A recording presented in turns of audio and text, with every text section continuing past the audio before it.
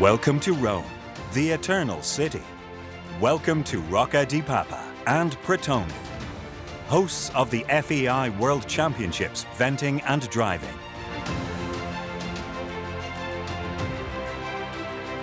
From the great success of the 1960 Rome Olympic Games to the 1998 World Equestrian Games, Pratoni will once again be the main attraction of the sporting universe for two of the most spectacular equestrian disciplines. Passion, adrenaline, stunning scenery, sacrifice, spectacles, fantastic fans. These are our promises for these FEI World Championships, with the participation of the world's top-class athletes. From a glorious past, we look forward to witnessing the greatest contemporary expression of equestrian sports. Everything is ready to write the next important page in Pratoni's history book. Pratoni 2022, an unforgettable edition of the FEI World Championships of Eventing and Driving, awaits you.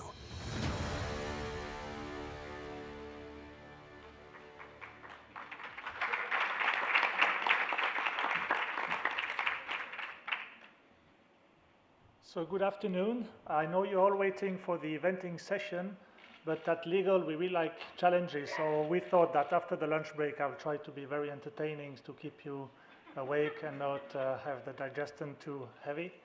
No, I will just take a few minutes of your time. I thought it would be a good opportunity to present to you a little bit on TACON equipment, the equipment expert group, because it's up and running and not all of you are aware of this initiative. And as you are going to go through the rules revision process with dressage, para-dressage, and eventing, there might be an impact on TACON equipment. So I'm just going to present to you a little bit. So first of all, what are the challenges of the TACON equipment? And this is really not an exhaustive list because there are many, many, many challenges out there with the TACON equipment. First of all, there are no consistency in equipment requirements among the various disciplines. Lack of transparency when we do the assessments of compliance of the equipment that is used in equestrian world. Most of the time, lack of scientific rationale behind the requirements. The rules are quite rigid and non-responsive to the very evolving world, with the manufacturers being very creative, developing new items on a weekly/daily or hourly basis. And then also, how can we communicate the decisions of what is compliant and not compliant within the rules? So what is happening in practice? Well, most of the time when it's unclear and you're at an event, the steward will take the decision as to what is compliant and not compliant. And we have often a situation where a steward, let's say in Madrid, will say, oh, that piece of equipment is not compliant and will not allow the rider to use it. But then in Wellington, another steward will say, actually, it's compliant, you can use it. Even worse, we have even competitions when they have many competition rings, you have stewards having a different outcome at the same venue. So that's really not great. And we see that the stewards, when they take decisions, some of them, they will call the technical delegate, they would call president grand jury, they will call FEI staff member, chief steward to try to get information, but there is no real consistency then as to the outcome. So the equipment expert group, what does it do? So it's one group to unify the approach to equipment while taking into account the specificities of each discipline. It's acting as a hub of expertise, both on the sports side and scientific side. It's agile and responsive to the ever-evolving equine equipment market. And we are really trying to centralize the decision-making process. All the requests should go to that group, and that group will have a good overview of the approval process of equipment. The ultimate goal is to harmonize eventually the rules, if that's ever possible in FEI world to have a harmonization. Of course, we need to take into account the specificities of the discipline. And of course, that group, when they do the assessment of what is compliant and not compliant, needs to recognize the core principle based on the scientific and ethical approach and linked to horse welfare, of course, that's really paramount, the image of equestrian sport, safety, and enhancements of technical performance. I think that's also something that we need to take into account. You may recall, for example, in swimming, many years ago, there were this uniform swimsuit, full-body swimsuits, that actually, from a safety perspective, there was no issue. But they were breaking the world record, basically, every day. And they were getting really an edge by wearing this, and then it was prohibited by the federation. So for the FEI, we also need to look at the level playing field, what we want technically, and whether technology should help the rider or not. What is the composition of the equipment expert group? So we have the core group, which is coordinating and recording all the equipment review requests, and we act as a central point. We take decision on compliance or non-compliance of the specific equipment request, and it's established at FEI headquarters. We have basically one person from each relevant department, be it one person from the veterinary department, one person from each discipline department, and one person from the legal department. I actually say one person, but we often have more than one representative from each department so that we are sure that we have all the relevant knowledge. I also take the opportunity of this meeting to thank Anna Kriche from my department for helping me in liaising with this group and with my colleagues, and I think it's working quite well at the moment, even though we know that it's still a long-term project. Then we also rely on veterinary, scientific, and sport experts. So when we do receive requests and we need to have specific expertise, we will then look at other experts, and then they will give us really their rationale as to why it should be allowed or not allowed, why there is a safety concern or not. So coming up, I wish it was a short-term project, but I think it's more a long-term project. We need to do an assessment of the regulatory framework. And we're already working with Dr. Hilary Clayton, who is giving us some expertise on specific items, but this is only one part of the equipment review process. We need to really assess what should be allowed, not allowed, what is the rationale for it. Most of the time we have rules, we don't know why it's there. It's been there maybe for 30 years. Maybe it was relevant 30 years ago, but is it still relevant and tolerated to be used in a equestrian world today? And as I said, we need to recognize and build the core principle based on a scientific and ethical approach, and then horse welfare being paramount. And then we will need to review all the rules and make suggestions as to what needs to be changed. We probably also will need to remove the equipment items from the rules themselves and to move them somewhere else so that we will have more flexibility to make changes, because at the moment we need to wait a full year, full General Assembly year before we can make relevant changes. So I think if we want to be more dynamic, we probably will need to have a shift of that approval process. But again, it's quite complex to say the least, so we will need to assess how we can deal with it and how we can tackle that the most efficient way. The goal was to do some drastic changes this year, but I think we need to work step by step and see how we can cope with that in the future altogether. And last point, which is a good news coming up, and that's on the short term. The goal is the first quarter of 2023, and it's basically to create an equipment hub on the FEI website and also an app. I think now everybody realizes that technology, it can be very useful. We had various presentations on digital and also regarding the veterinary, the horse app that is working quite well, and I think people are really using the app now. So we would want to put all relevant information on the hub so that people can search for particular bits or spurs, see whether they are allowed or not allowed. And we also obviously want to make it workable offline, as even though Wi-Fi is one of the most important topics based on the survey we saw, not always you have access to internet, so we need to have functionalities that would be accessible offline.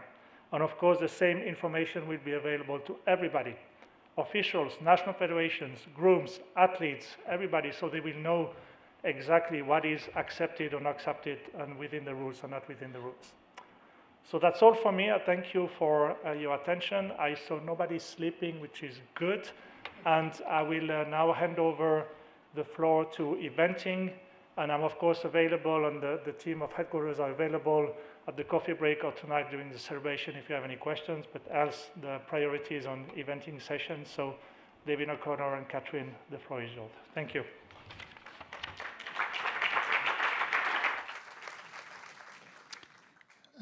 Good afternoon, everybody. Thank you, Mikhail, for keeping everybody awake. Now that we will go into the eventing, I know, and I do appreciate everybody coming to the Sports Forum to listen to us. I know that this has been the session that everybody's been looking forward to for the last 2 days. So we will also try not to put you asleep. But we are looking for, as this rule revision process, and I know it's been said before, is now turned into a 4-year deal, so where the changes that happen on a yearly basis are more clarifications or minor adjustments to rules that need to be adjusted. But the rules and thought process is now onto a 4-year cycle. And so this is our first of the 4-year cycles that we've had. And so a lot of these issues, or some of the things that are coming up, have actually been on the table or brought to us years ago, that were then postponed until this rule revision and has been brought here. And so they weren't ignored, they were just tabled until this process came up. And so everybody's views so far from national federations and from what happens in the office have all been put forward and reviewed by the technical committee. I want to give a shout out right now to, we are missing one of our partners here today. We were supposed to have Jeff Sinclair, who flew here. He's here to come here and to Badminton, and we go to Paris. We do some things for work of the sport. And unfortunately, he had a positive test yesterday. So he's, hey Jeff, how you doing? Sorry.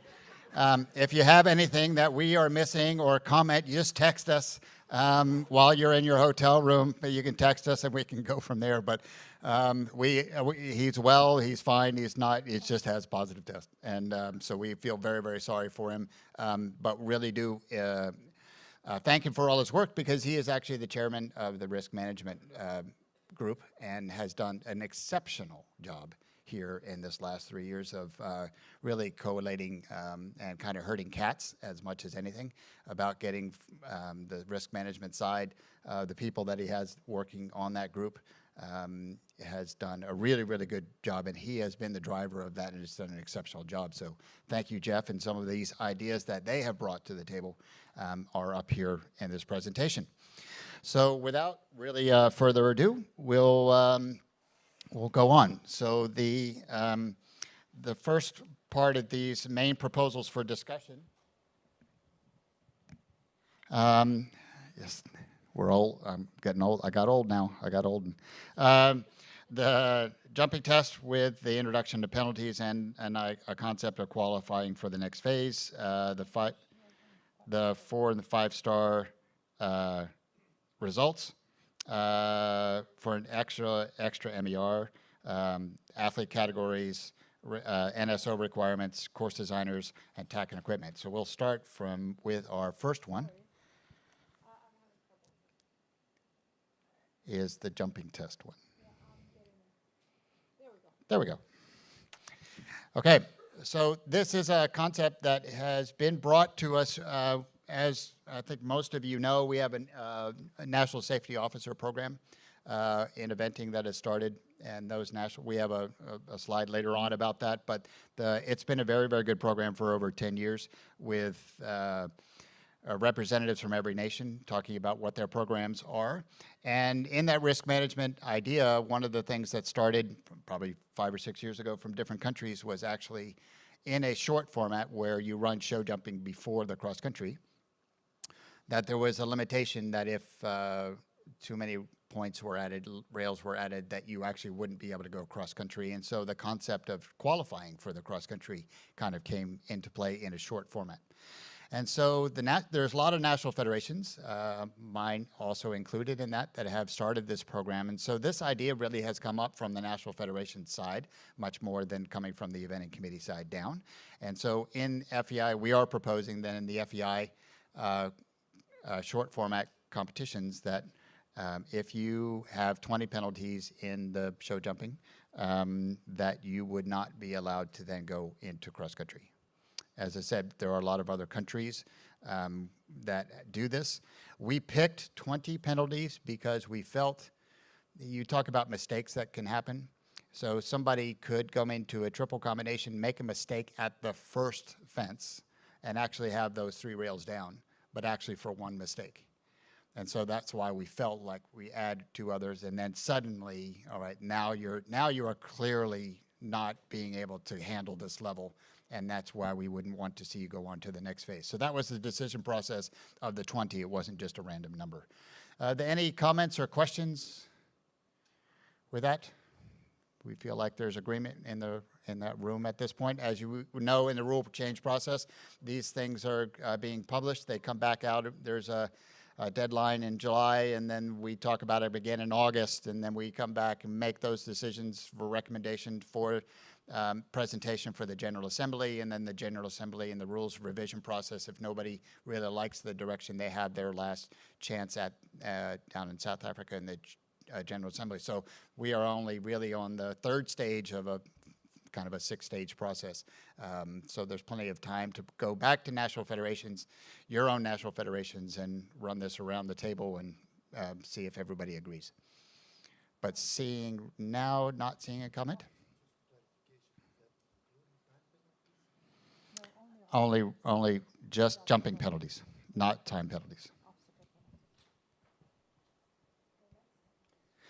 Next, and this is a change, but it's very consistent along the line because we like the philosophy of it, that the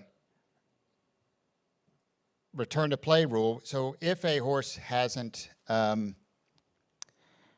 competed in a competition for over a year for whatever reason, we feel like the horse should come back as we would normally do as horsemen, right? We would come back and run a lower level before we jump up into the bigger, higher level again. So at the top 2 levels, 4 and 5 star, if you were out for a year, the return to play with that, you would do a 3-star short before you were then allowed to go into the 4-star level. And the same thing with a 5-star level, that you would have to do a 4-star level. If you had a 5-star established MER situation, that you'd come back and run a 4-star before you were then allowed to go back to the thing. There was no return to play rule in the rules that we've had.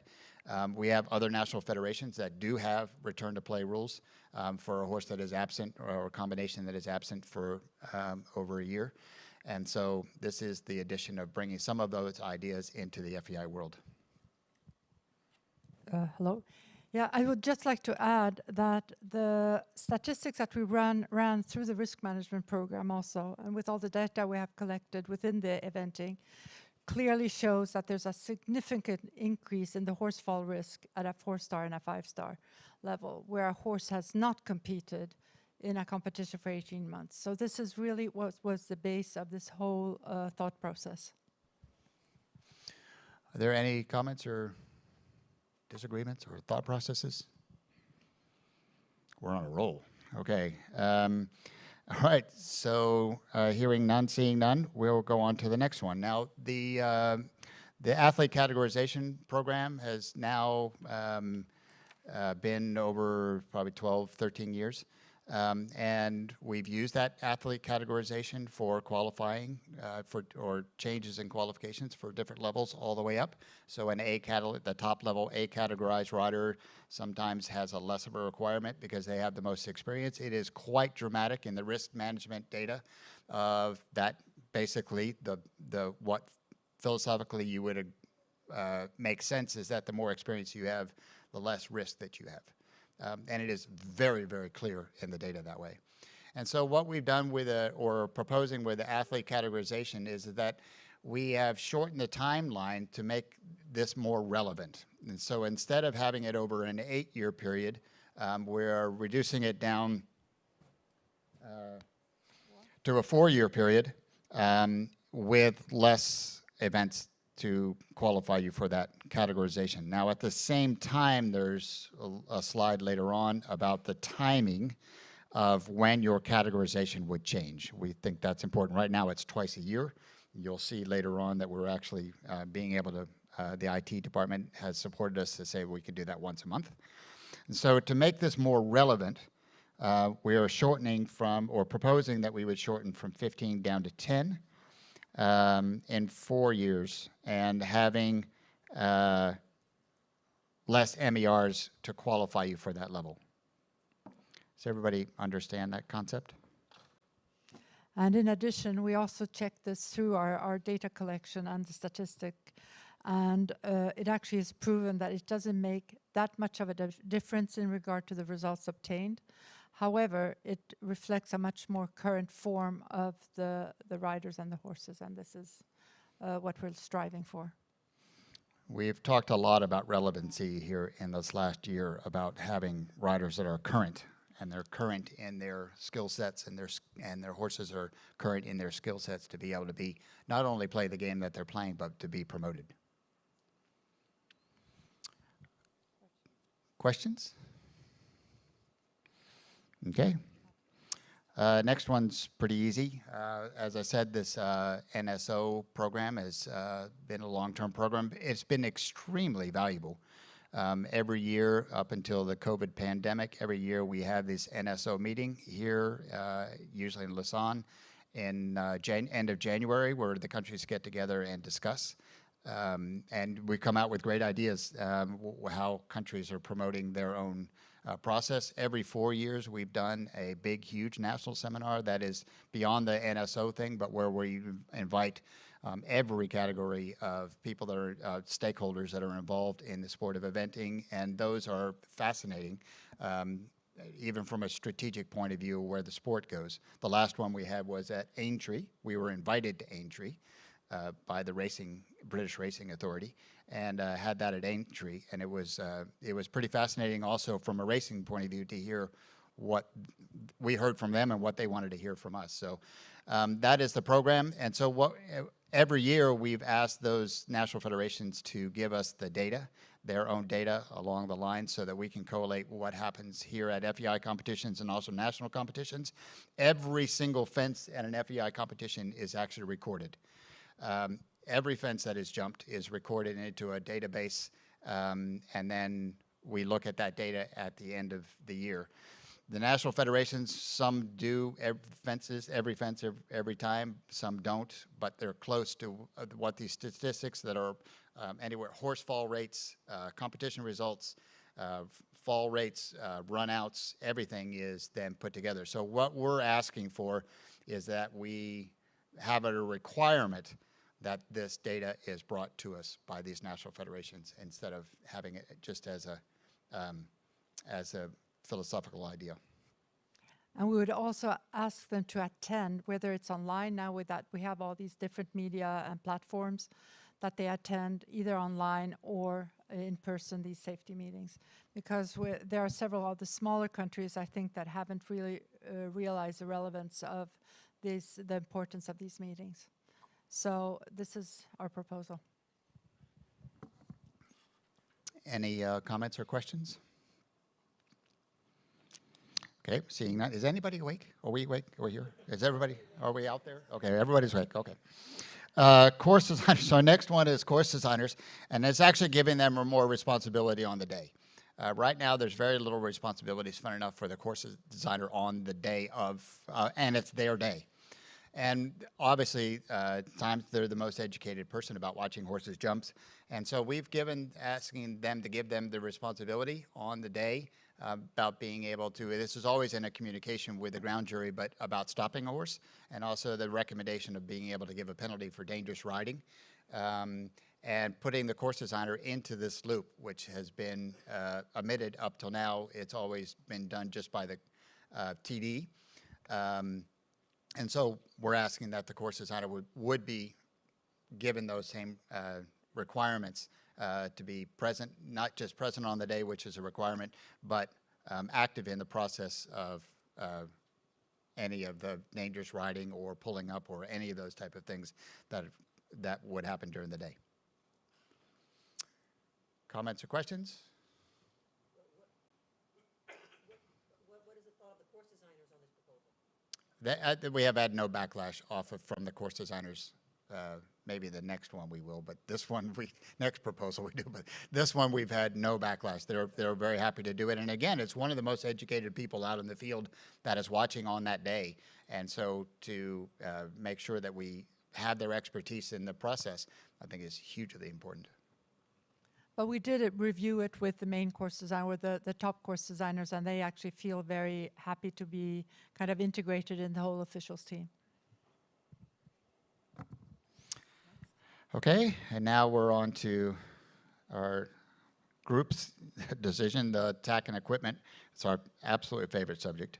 All we're doing is clarifying. This form of a rule has actually been around for a couple years now, as we started to change away from out on cross country, the changes in mechanism of long lever bits that are can be used and quite successfully in show jumping when you're out there for 90 seconds compared to where you're out there for 11 minutes.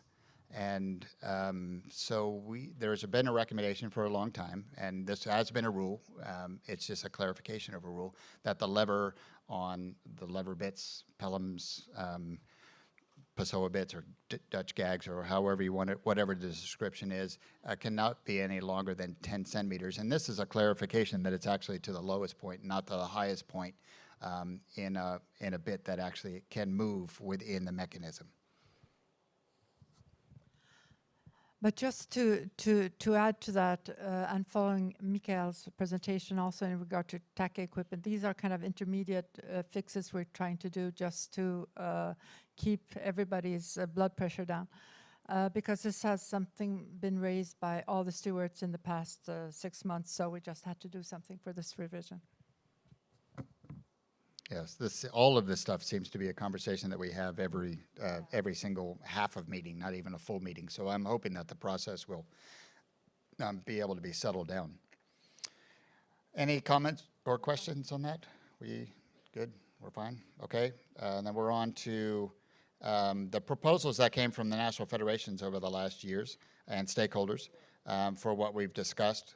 We'll go through those of rotation of course designers and the categorization, as I alluded to before, penalties, dress code, obstacles, and then some technical things of measuring obstacles and number of efforts on the cross country. So we can start with a brand new concept, the rotation of course designers at events. This started off with asking for not to have the same course designer for championships, which really has an effect like on the ponies and some junior and young rider championships, more than the senior championships. But it turned into the conversation of rotation of course designers in all events and giving them 6 years. And then it would be mandatory to rotate a course designer around for all events. Now, there's several different reasons for this. The main one being is the promotion of course designers around the world and starting a much more and better formalized process of producing course designers. We've had, and what we've come through is we've had several exceptional course designers, and they do jobs all around the world, and they have a lot of jobs and all that kind of stuff, and they're all almost the same age. And they're all now looking to retire, and there is a gap and a half between who those guys are and what the next group is, because these guys were so good that they got most of the jobs. And it is, it's been a problem. We've come at it from a number of different ways, or tried to over the last couple of years, and we feel like this is the next step of that to help produce future course designers. It's much more than taking a job away from it. It's actually about promoting course designers and having a program that goes forward for producing people that are our next course designers. There's a question in the back, couple questions in the back. There's one in the back there. Kaja Koczorowska, Polish Equestrian Federation. I have a question for how long do we have to change the course designer? It's really hard to find them in Poland. Okay, I have one designer for 6 years, then for how many years do I have to take another one? Yeah, so For it'd be 1 year? it'd be a 6-year rotation. The in between before you get to switch back, I would say philosophically wouldn't be the direction we were looking to go. And I would hope that maybe we don't have to write a rule of what that legislating common sense. But if I would hopefully we can get everybody to follow here. So we know there's restrictions and smaller federations about having course designers go on. But we would really want to get people to buy into, right, the promotion of course designers and the next level to address the problem that you've actually just brought up. Yeah, because according to eventing, we are not a small federation because the number of events is very big. We are on the 7th place in the world, but we have only one course designer at 4-star level. So it's not really easy to invite course designers to Poland. Yeah, and fun in a way, this is actually kind of our point. That we want to try to get other people opportunities so that they can promote themselves. Yeah. So this is where we are right now, but if we look 4 or 5 years down the road of where we're trying to go with it, this is actually one of the points that we're trying to address. And also to try to address the diversity of the different courses that your Polish riders actually have the possibility to ride. And that will probably have an easier access to other courses within Europe also. I mean, it's trying to move the sport forward also. Andrew, there was a question down here. And then Anameta up there, yep. And Felina. To Andrew, yeah. Andrew Hoy, athlete.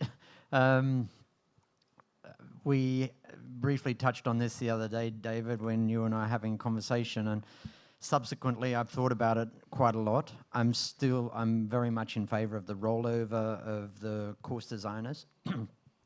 I think there's a relationship that obviously develops with the course designer plus the organizing committee, of which I often see that they don't want to change that relationship because the relationship grows and develops. I think at the very high level, such as the 5-star level, it takes maybe 3 years to get a feeling for the level of rider that's coming to that venue and the terrain, and getting ideas from the course designer as to what they can put into their style and their design.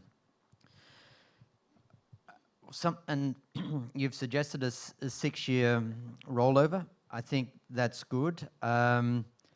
I wondered about maybe, because of it also being a financial cost for the event, and the event also working with the course designer in relation to the sponsors, and how the sponsors can be best incorporated into the course so that they get their exposure that they need. That maybe at the 5-star level it could be maybe extended 1 year, but at the lower levels the rollover maybe be a little quicker, so that it really gets the lower level course designer definitely into doing events and courses, and to venues of which there are more venues at the lower level, such as your 1 and your 2-star. And then when you go to your 5-star, there's not so many venues around the world. I think it's a great point, Andrew. I mean, there will be definitely brought to the table. I think that's a great point. Knowing just from a course designer point of view, I know that it really does kind of take 3 years to wrap your head into all the intricacies of what a piece of land can bring. I think that's a great idea. I think in the back there was Anameta. Yes, Anameta Binder from the Danish Federation. but also involved in eventing as a level 3 ground jury, and involved also as a course director on our official courses for eventing. That means course designers, TDs, judges, and stewards. First of all, to my colleague from Poland. Actually, in Denmark, where we have one international event, FEI event, we have invited your one and only course designer this year to design our course. Actually out for the same reason, to get a flotation and get the experience and to share knowledge across borders. I think this is a fantastic proposal, and I've been asking for it for a couple of years. And the main thing, actually, from my point of view, is to ensure the development of our sport. Being the course director at the courses, we meet several very keen and very competent younger course designers aiming to come out and be a part of FEI events as course designers. And every time we meet them, more or less, at the courses, they say, oh, we don't get the opportunity. We don't get the opportunity to come out and gain experience and show what we can and learn from others. So thank you very much for putting this up. It's really welcome. Thank you.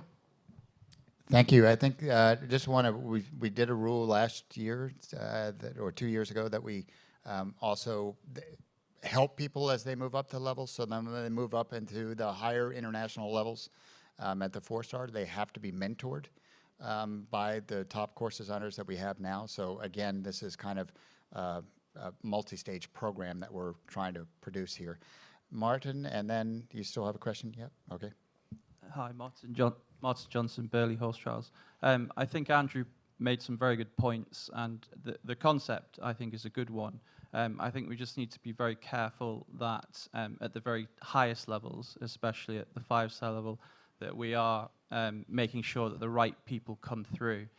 It's a very small group of course designers at the top at the moment, but that isn't coincidental. They're all very capable and very able, and that's not to say that others shouldn't be able to get there. But I think we just have to make sure we have the right designers for the right reasons at 5-star level. That's my first point. And the second point was just around cost.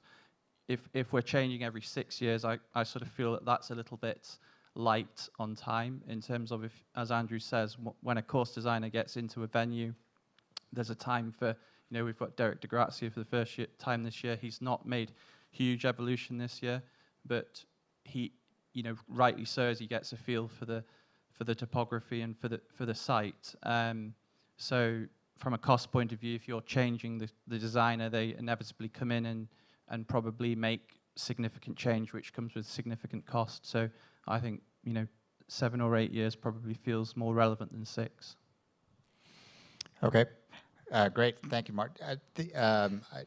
It's interesting that this conversation has been around for a long time.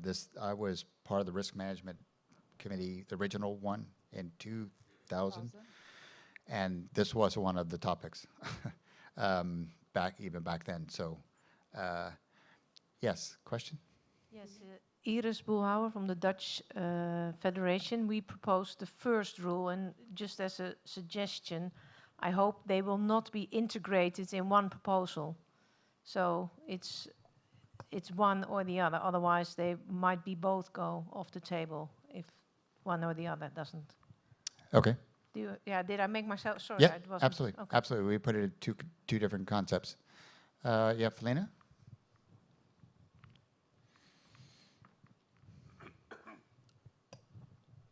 Yeah, first I want to say that I fully agree with the idea behind it to get new course designers going, but I also would like to mention again what Andrew and Martin said, that it's for the organizer, it's really a financial issue, and not only for the top, for the 5 stars maybe, or for the 4 stars. We also have other experience where it works perfectly well over many, many years. But also for, in Germany at least, we have these 2-star, 3-star organizers run by local riding clubs and local course designers who made the effort to become FEI course designers. But the competition is running because they are designing the course, and it will be a financial thing if this would be changed and they could not use the course designer they're used to. I absolutely see the pros that it is developing the courses maybe with new course designers, but the financial thing from on all levels actually, yeah, should have that in mind. Thank you.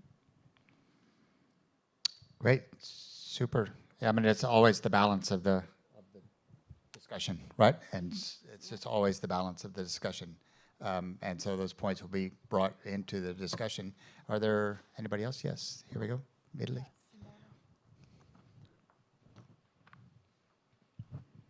Thank you. Simone Perillo, Italian Federation. I fully agree with the spirit of this proposal. Just a question. When you say maximum 6 years from 2023, it will be retroactive of 2023? You start counting 6 years, so then it actually becomes into force in 2029. Yeah, the thought process is going forward, not to retroactive. Okay, come back. you. Do we do next? Okay, we're not seeing any other questions. So great, thank you very much. This is the thing that we alluded to before, was the athlete categorization changing from every 6 months to being able to change it and be able to do it monthly. Now that we have proposed in our thought process that it is your categorization at your time of entry, right? So if your categorization actually changed between when you entered and actually going to the event, that would be too difficult, I think, for an organizer or anybody to follow, because there are some qualification changes. So it would be at the time that you entered the event. That is your categorization for that time. Yeah, just to add that the difficulty is actually to get the results from the events, to integrate them into the whole system.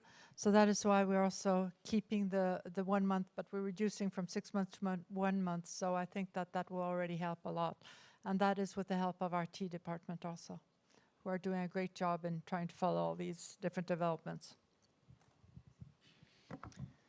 Okay, we're on to next. Now this is an interesting concept.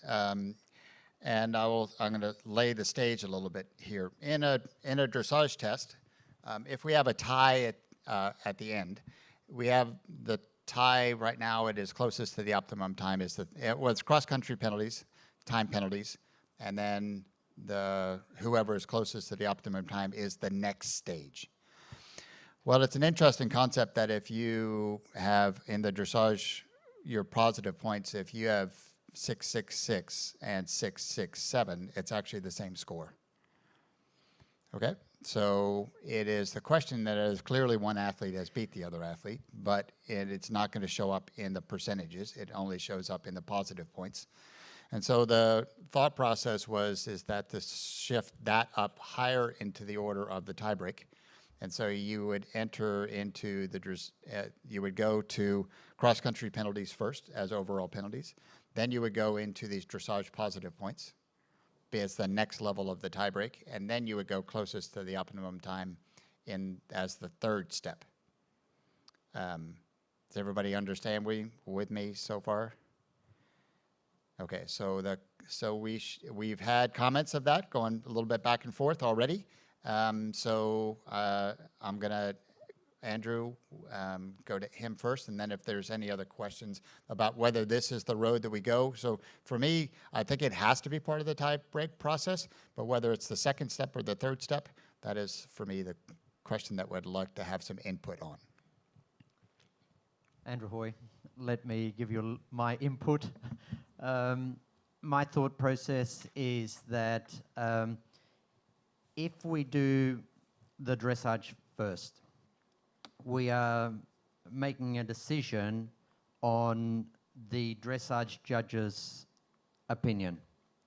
And as an athlete, we've all got an opinion as to whether it should have been a 6 or 6.5 or a 7 or a 7.5 or maybe a 10. But what I would like to propose is that the decision be made on something that the athlete can influence, and that is that we go to closest the optimum time, and not what maybe the dressage judges believe, because as to be whether it be a 6 or a 6.5 or a 7, because in a way the athlete cannot necessarily influence the score. For sure, they go and ride the test as well as they can, but then it's one person's opinion. And if you go to closest to the optimum time, that's something that the athlete can definitely influence. And so that's my proposal. It's a good point. And again, it's sort of like, where do you, which is one, do you put it in the third step, you put it in the second step. So that's where we are, and we hear the arguments. Are there any other conversations, or Felina, do you have a? Oh, she likes it. Oh, she likes it, okay. So, okay. All right, we'll go on, because I know, well, we should be given another 10 minutes because of this other presentation that we had before, but but we've got a couple of easy ones now. Do you want to take this one? It's my favorite one. Okay, we got some proposals from the national federations to actually try to modernize and to line up the eventing dress rules with jumping and dressage, which I think the eventing committee are quite happy to do. So we do have an issue that actually came up in our tack and equipment working group, is boots with heels, and how you actually define heels, and if this has an influence on safety, whether in the stirrups and things like that. So this is something that we are looking at, and we will include in our proposal for the month of July. But otherwise, it's quite straightforward, and it's only for dressage and jumping test. For cross-country, there's no major changes. Any comments? Okay, seeing none. Okay, now we're on to some cross-country technical things. And the cross-country fence, and this is about the definition of a ground line. There are rules that have come through about mandatory ground lines and several different aspects. And one, so basically there are two concepts here. One, the measurement of where we're getting into the technical side, but the base spread of the fence is a definition. And by putting a ground line out, and what is the definition of a ground line and how that affects the base spread. Because easily by putting this ground line up and some flowers and mulch, you can get outside the base spread quite easily. So this is about a recommendation to one that it would be the solid fixed ground line, so you wouldn't include flowers or mulch as other things we use as ground line to be included in the base spread measurement. So it's a little bit technical, but but it actually does solve a problem that we've run into. The second thing is actually we in our thought process, we said everything has to have a ground line, because we really do believe ground lines really do help horses out on cross country at speed with it. And this is a very technically researched, scientific thought process as we went down with speeds and where horses take off. But realistically, if you have a triple bar or a palisade, you've already got the bottom rail technically is a ground line, and it didn't define that basically you need another ground line in front of it. And so basically what we've said is anything that has the front edge below 50 centimeters, right, really doesn't need the ground line.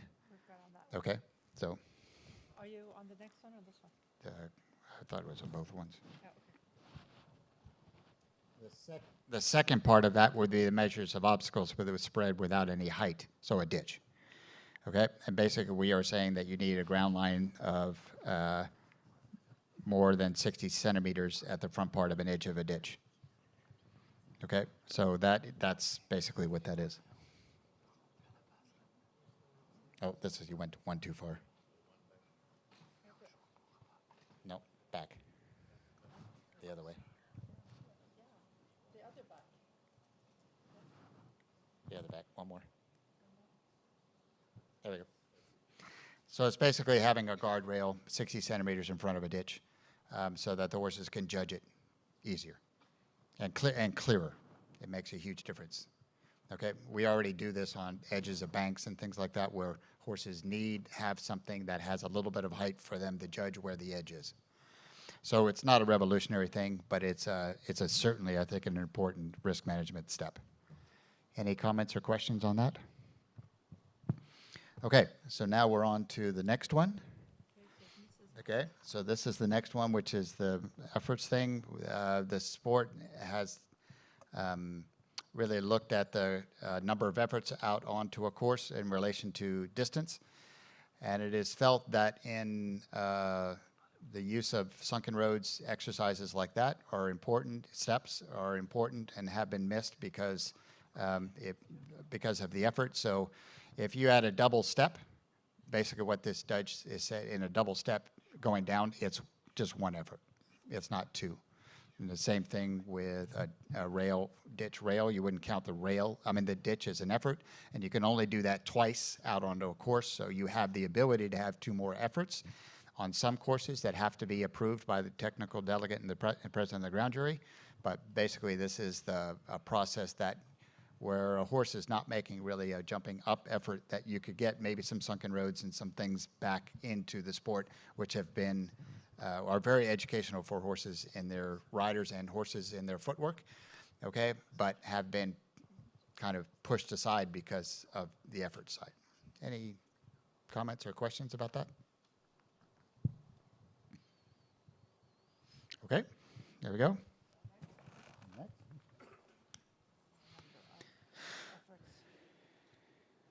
No, we don't. We just did that. So we're on to the next one. So now we're on to the faults and obstacles and a proposal from national federations of the activation of frangible device. Right now, the activation of a frangible device is...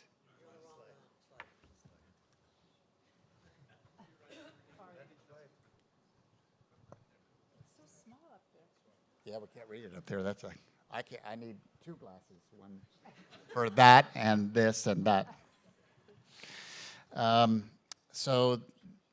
This is a proposal that has come forward about changing the amount of penalties for frangible technology and missing a flag.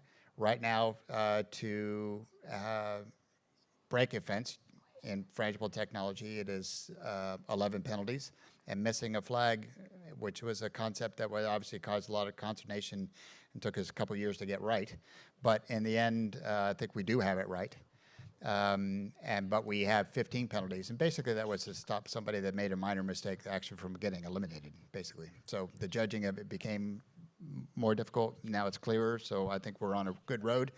But this is a proposal to actually lessen those penalties, to take the frangible technology penalty down to 4, like a show jump, and 7 penalties for missing of flags. And we have comments or questions. I'm going to go to, we'll go to Andrew again.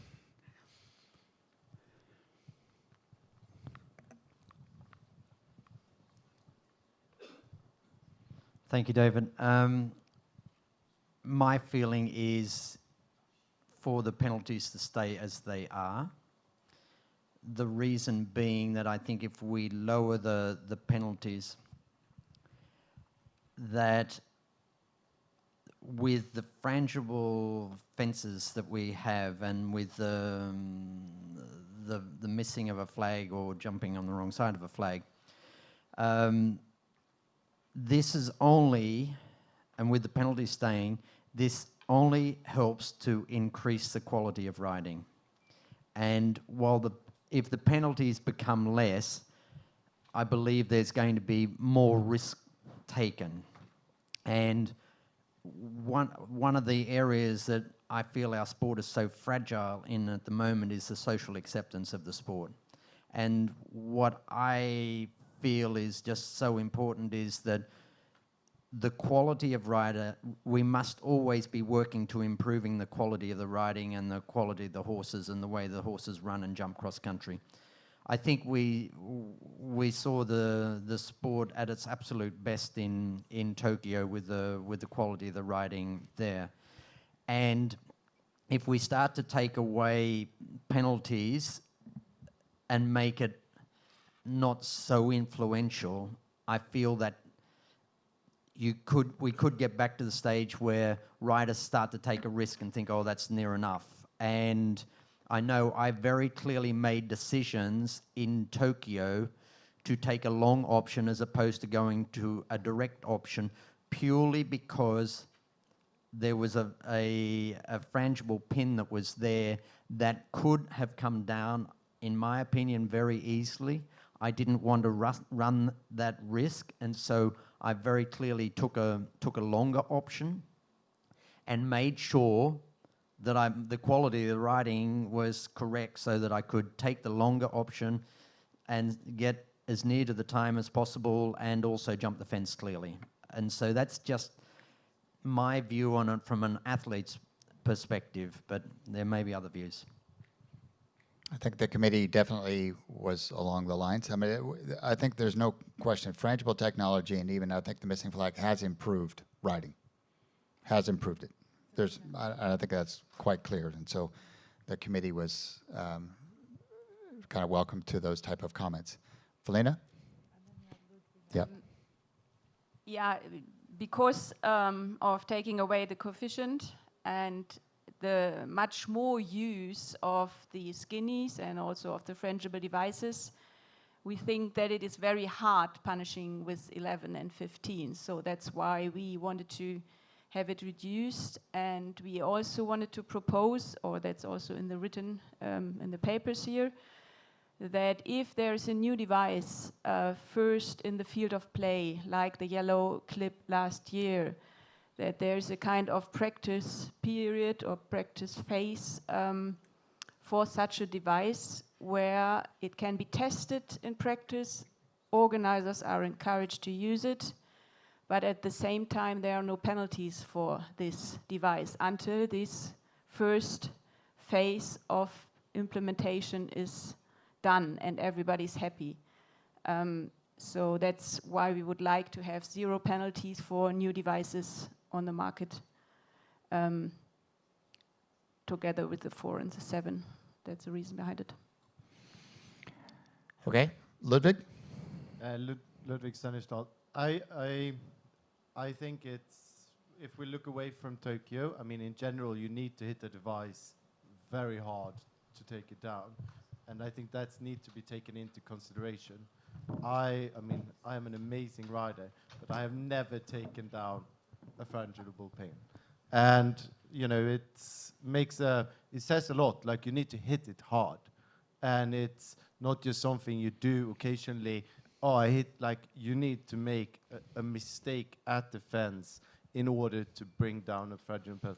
In Tokyo, it was maybe a little bit different, but that's the general conception is you need to hit it very hard. And if it's going to be penalized, it should be penalized in a correct way.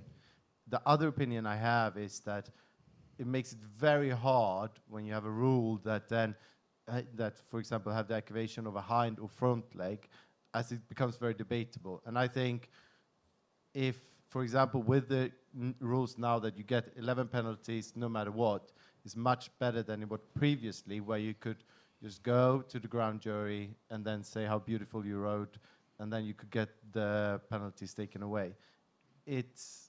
I think it's much better to have a clear rule that is the same for everyone, and even if it's a bit harsh sometimes.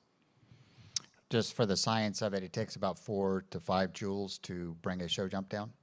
Joules of energy, as a measurement of energy, is 4 to 5 to bring a show jump.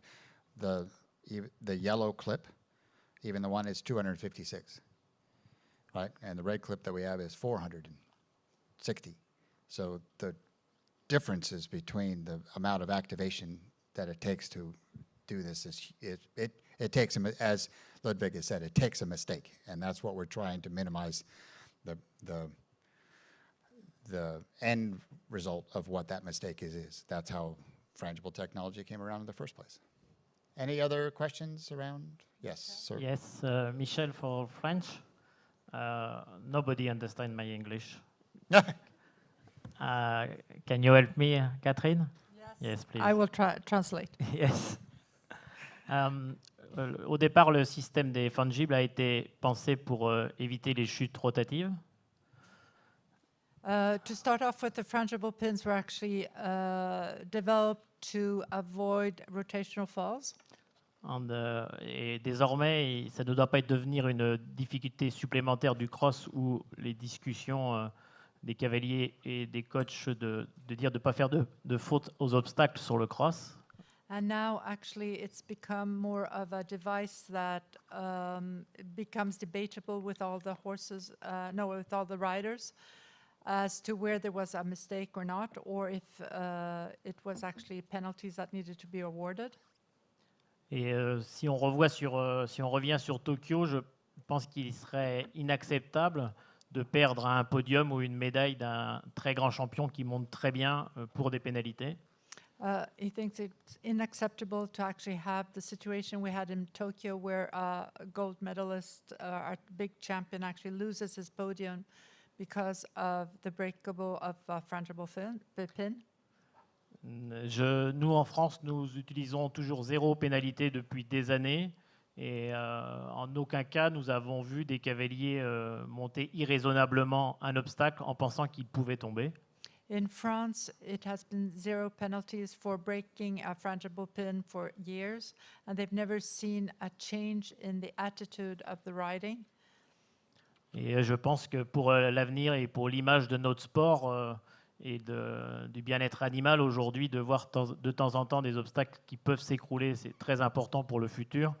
Et je pense qu'il est nécessaire de penser à ça. Et si nous pensons en France que si on enlève les pénalités, les constructeurs proposeront plus d'obstacles qui s'écroulent, parce qu'aujourd'hui, c'est des discussions qui reviennent souvent. It is clear that for welfare reasons and for the image of the sport, it's very important that we have frangible pins around and that they break from time to time. And if we have a 0 penalties, we would probably encourage course designers to use them more on their courses. Merci. Okay.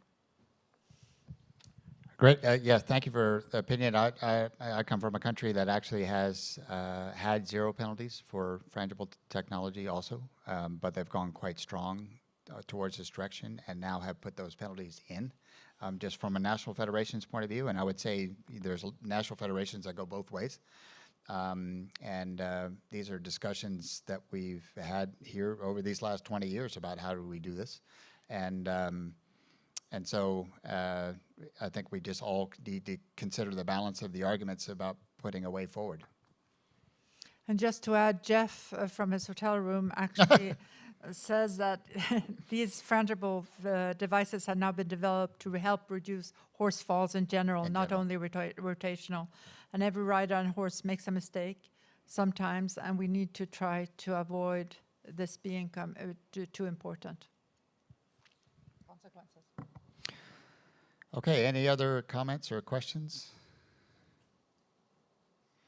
Okay. Okay, I'll try to make it correct.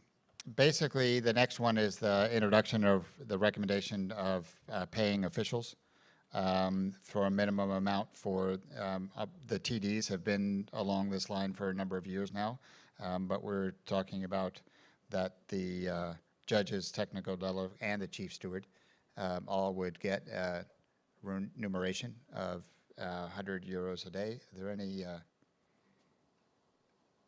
comments or questions about this?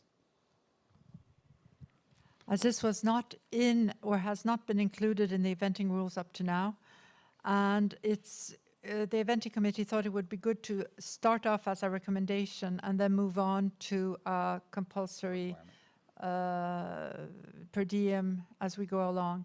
But we also have to think about the cost for the organizers, so the input of organizers would be really important in this one.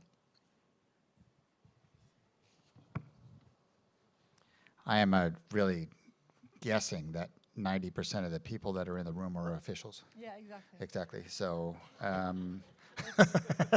so we're talking to a stacked deck, I think. Yeah. So we put it out to the national federations. Ludwig? But I can say as a rider, I think it's who's paying the entry fee. I think it should definitely be, I think it should be compulsory that someone get paid for their work. It shouldn't be a question. I think it's very positive. Okay, any other comments? agree. There's a question in the back. Maybe not a question, but a statement, because I'm the show organizer, and we never pay less, so it's okay. I am too. I am too. Okay. And then we on to the last of our proposals here, and they're just updates from the risk management thing about the use of the yellow clips and their continued process. The yellow, I would like to just educate everybody for a minute. In frangible technology using the MIM system, there are 2 levels of clips. One is a red clip. It is basically designed for fences that were going straight, and they really work, and they've been very, very positive. But we never had the answer for jumping something on an angle. It takes twice as much force to be able to break something on an angle than it does to be able to jump it straight. That is the reason. And we could never solve that issue until we've come up with this system with a yellow clip, which breaks at basically 60% of what the angle, so it solves the issue, or it's really helped the issue with the corner, with jumping on an angles and all that good stuff, and still having frangible technology that really works.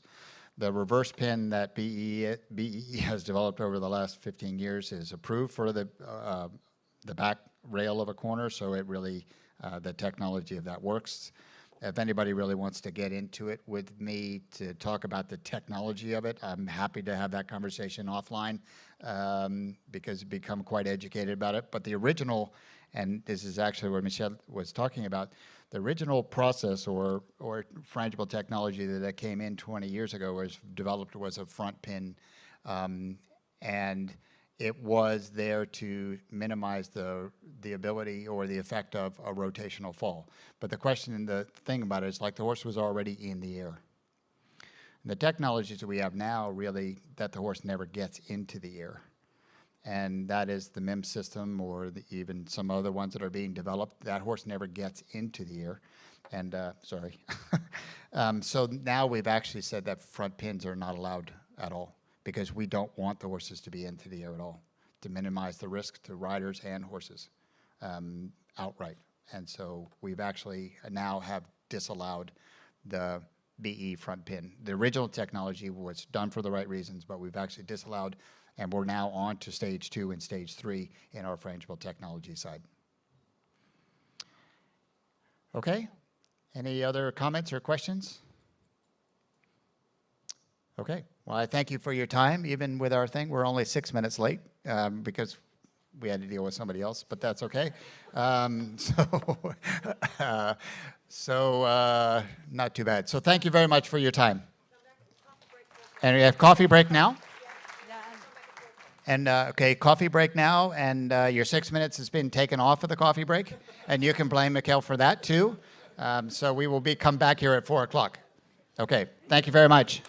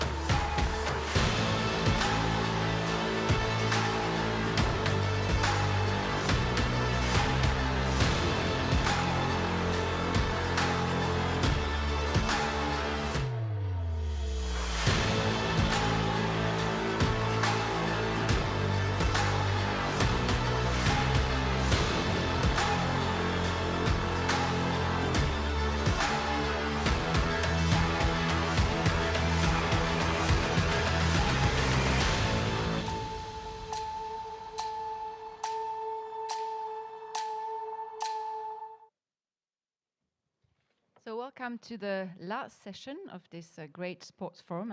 I hope you still have enough energy to follow what we're going to present tonight. So we'll take you through our main proposals of the changes both to the dressage rules and to the para-dressage rules.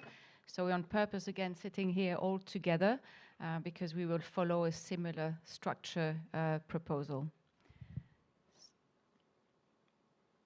And I guess I don't need to introduce you anymore to the panelists. I think you all know all of us.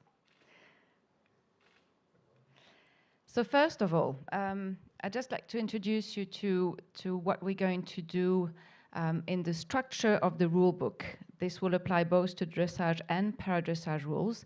We did find that over the years, many chapters and sections were just put back into the rules coming from different elements, also regarding the use. And so what we would like to propose first is to rewrite the chapters to really have specific chapters first on events, entries, starters, everything to do with competition, scoring and results. Then also a chapter with all the sanctions, in one section so that it's clearer for everybody where you can find those. Everything to do with the athletes, with the horses, officials, and then the annexes. Something else we would like to also do and propose and do here is to remove the whole first part, which is currently still in the rules, called the general principles of dressage. For us, these are not really rules, but really guidance on what the principles are for dressage. And so we would like to have a specific document for this, published separately on the website. And this will also be linked in the future to online handbook, the video handbook, and all the guidelines and principles on judging. So this would also apply for the para-dressage rules. I think that often when you're going to look into a rule, you go directly to the chapters really on the rules and the sanctions linked to it, rather than the definitions of the walk, the trot, the canter, the piaffe, and so on. Do this too. Any questions or comments on this? So I'll now take you through the more structure changes we would like to do in dressage. So as you all know, the current competition structure is the following. We found it really interesting to put it in the table, as I hope you can read it well, showing what is possible in 1-star, 2-star, 3-star, all the way up to 5-star in the current structure. So what you will see, especially on the next slide, when we look especially at the 3-star, 4-star, 5-star, it is interesting to see that all levels you can have small tour, medium tour, big tour all together. And also you see the test from Prix Saint-Georges all the way up to Grand Prix Special and Freestyle. You can have all of these same tests at all the levels. We would like to suggest a new structure to have a more progressive steps through all the levels, and also a better distinction between the 1-star, 2-star, 3-star, all the way up to 5-star. Of course, here you also have indications of the prize money, the age of the horses, age of the athletes, and also the use of snaffle and double bridle.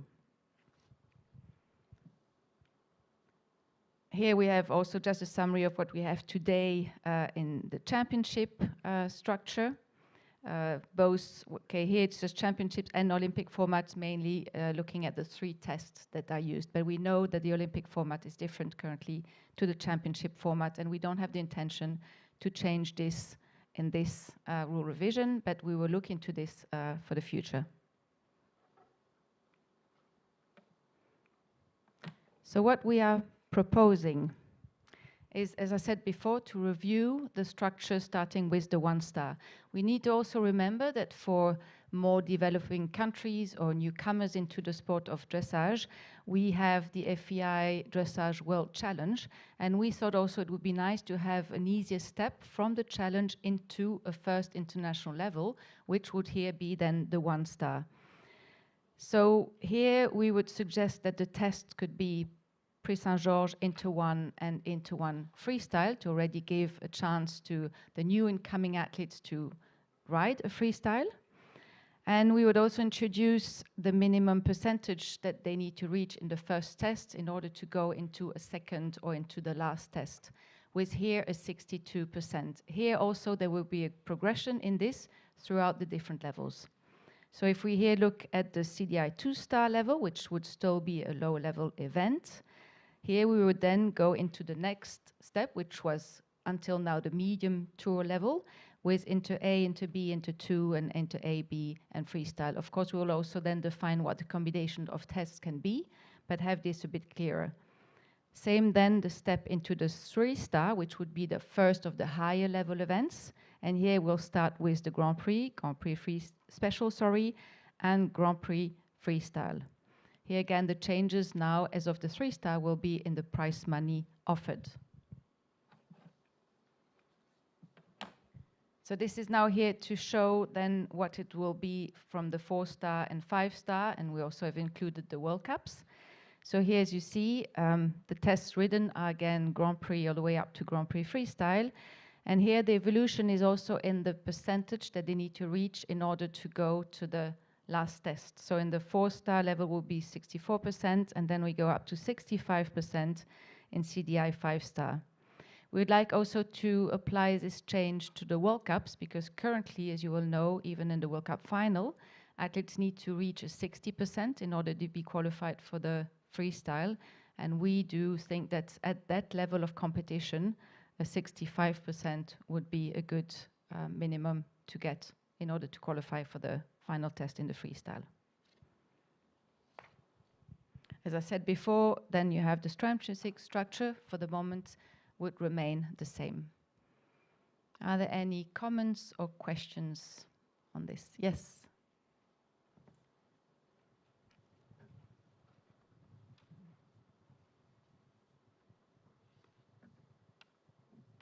Thank you.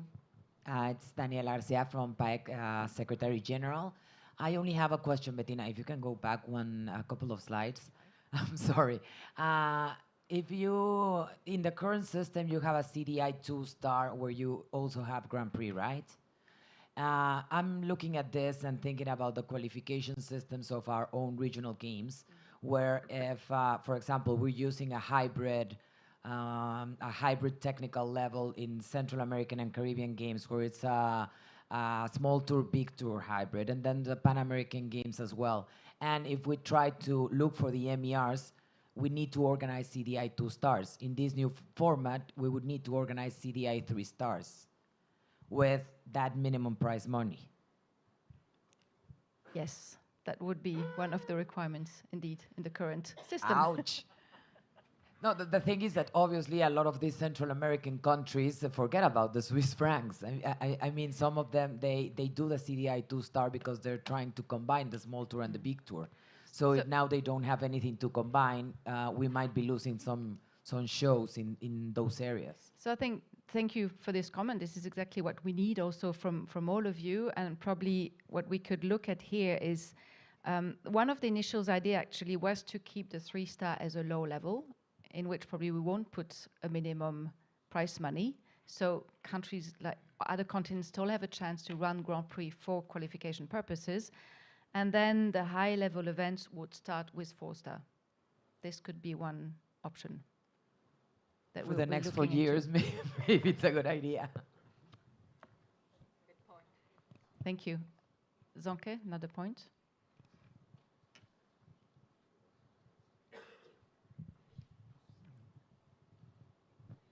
I'm just confused by your debate, because here it says in the 3-star maximum prize money, not minimum.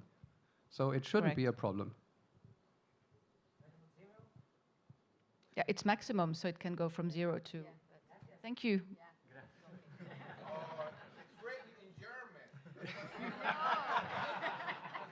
No, Zonke promised he would be nice today, so... Thank you. I think there are more questions here.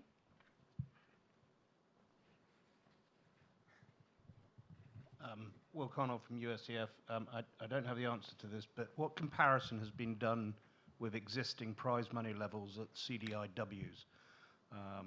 Because if the prize money levels are set too high, it's just going to make the CDIW qualification less popular for organisers, maybe.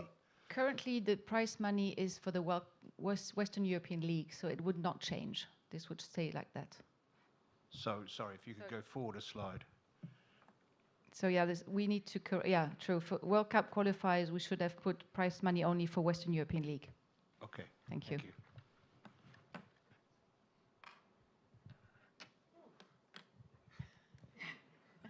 heart attacks. We'll try to keep you alive still. But any other questions?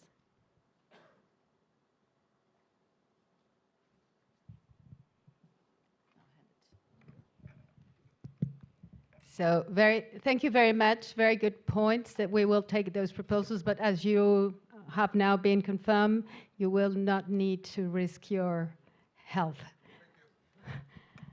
We will go now to the amateurs. In general principles, we are looking to standardize the type of competitions for amateurs throughout the world, taking into account specific conditions that apply only to this level of riders.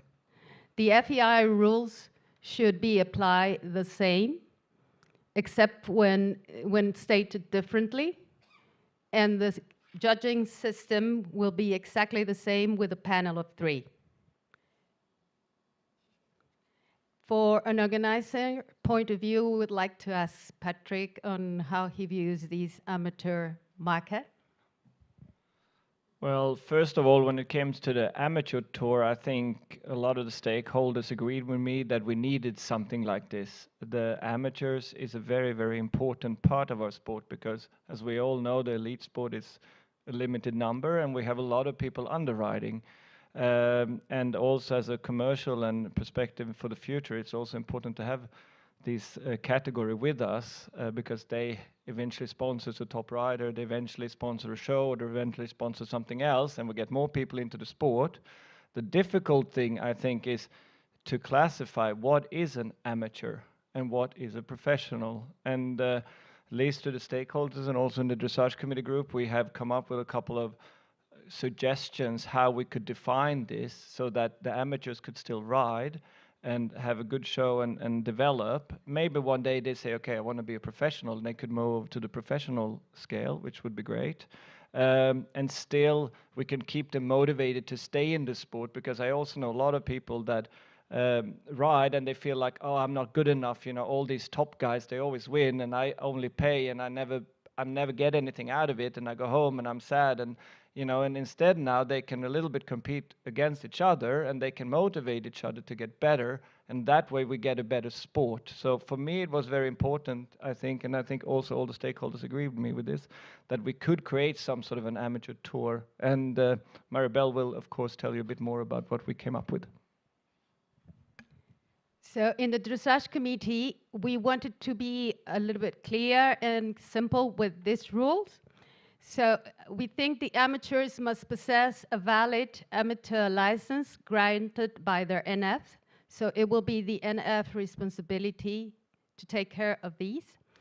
Must not earn money if their income is within the sport, and may not hold any valid riding instructor's trainer's license. And we also thought that amateurs classes license cannot be granted or can be suspended in the following cases: when they have participated in international non-amateur Grand Prix competitions, in Grand Prix or Grand Prix Special, with a result of 68% and over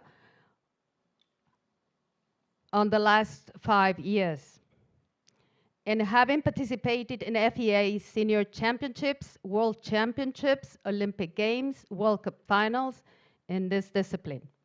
The CDI AM, the CDI Amateurs, it's open to senior participants up to, but not limited to, Grand Prix Freestyle, but excluding the Grand Prix Special.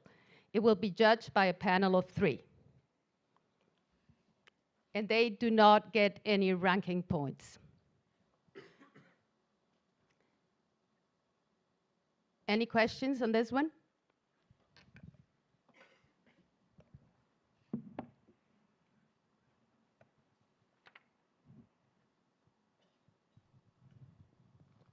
Hello, it's Trond Asmyr from the Norwegian Federation. I completely agree that the definition of amateur need to be reviewed. The one we have today was sort of made an evening in 2 hours, and it's not good enough anymore. So I completely agree with the review on that. However, I have a little problem with this amateur license made by the National Federation. I think many national federations don't have this. So maybe you could look at if the 2 next points you have, conditions you have, would be enough without requiring a formal amateur license from the National Federation, because that would be to introduce a completely new format, at least for the Norwegian Federation. Thank you. Thank you, Trond, for these very valuable comments. And of course, but probably what we will need from the NFs is just a confirmation that they comply with these requirements, because we will have no way in our database or the organizers to check that either. So I understand in terms of the license, but maybe the license will be an official letter from the federation confirming their status or something like that. Thank you. Any other questions or comments? Yes. I would like to, Kaja Koczorowska, Poland. I would like to thank you for this idea. I think it's great. We have a lot of riders that will suit this amateur category, but I think it will be very wise to add that they are persons that they don't get money from equestrian sport, but not only sport, because I think we will be happy to welcome tennis players and any other disciplines. Thank you. Yes. You are right. Any other comments or questions? Okay, so now we'll take you through some of the main proposals or comments that we received from NFs and stakeholders. You will, of course, get the detail of all the comments received with also the recommendation of the committee in the rule proposals in early July. But here we just thought we would just, pick the most relevant ones for this full revision. So as you heard yesterday also, there was quite some debate regarding the short Grand Prix, which we initially introduced in the World Cup, with having the short Grand Prix in the World Cup finals in Leipzig a couple of weeks ago. So we had a meeting also in Leipzig with the athletes, with some of the trainers, to discuss this, and the proposal came out from them, which was to no longer have the short Grand Prix in the finals of the World Cup, and to leave it open to the organizers to choose whether they wanted to choose the short Grand Prix or the regular Grand Prix. And if it was a short Grand Prix, it should be at prime time. So to come up with new conditions for this. So this is something we are going to review also with the committee. The organizers of the Western European League also asked to have a survey so that they could also share their opinion on this. And we'll have to look more into this. The whole idea also with introducing the short Grand Prix was, to go maybe on with it and introduce it at some levels, but we are not quite ready for this. So I think we'll keep it for the moment in the World Cups. Then there are some discussions on the collective mark. Maribel, I will leave this in your hands. Sorry, do you think we have any comments on the short Grand Prix before? Because I think that the next subject will take us away from that.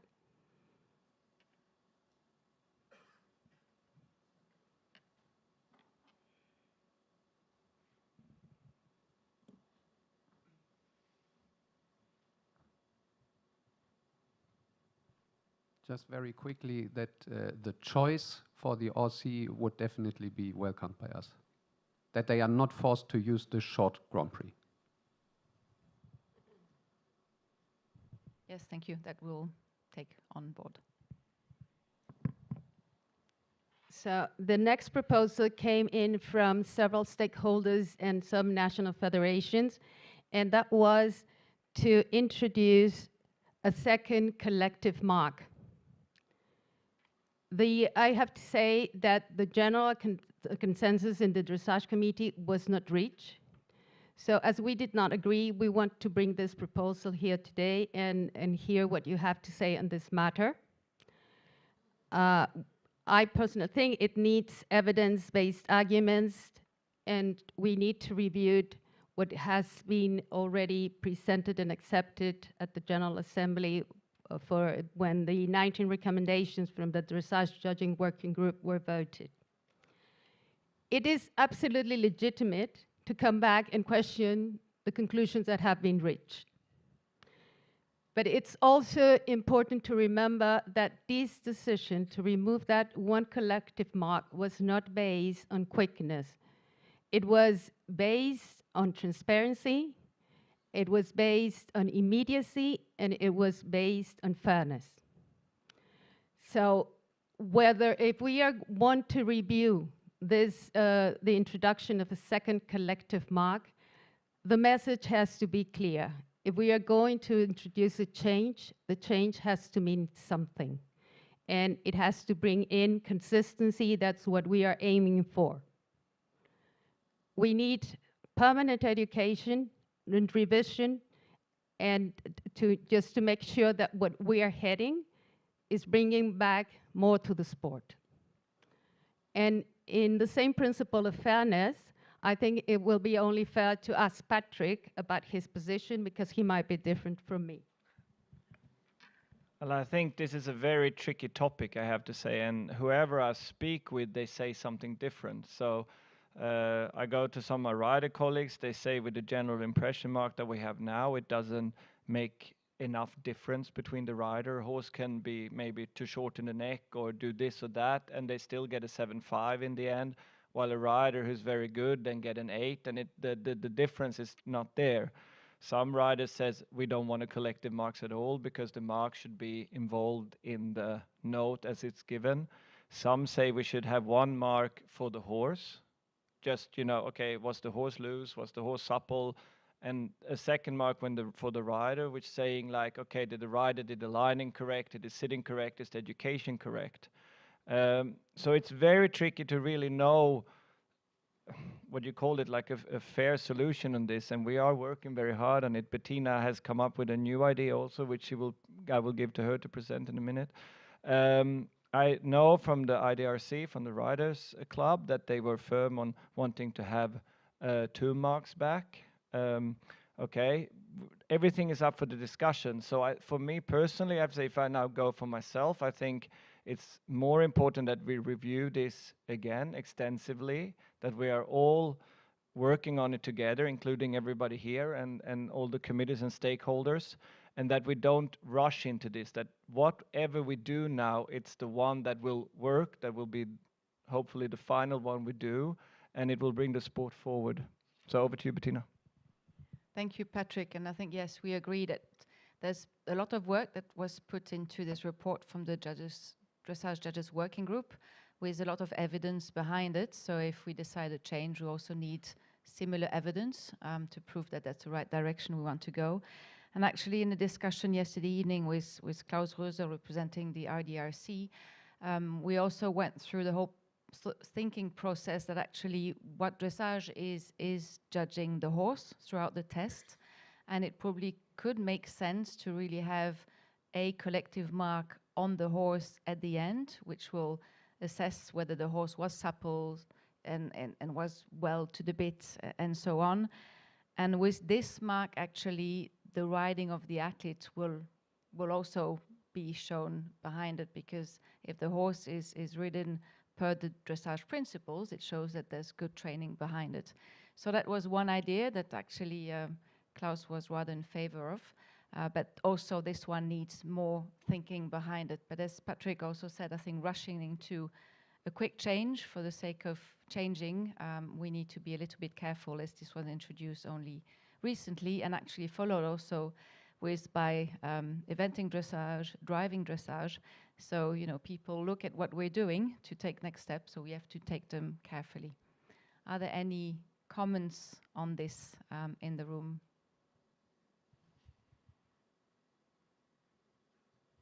Somke?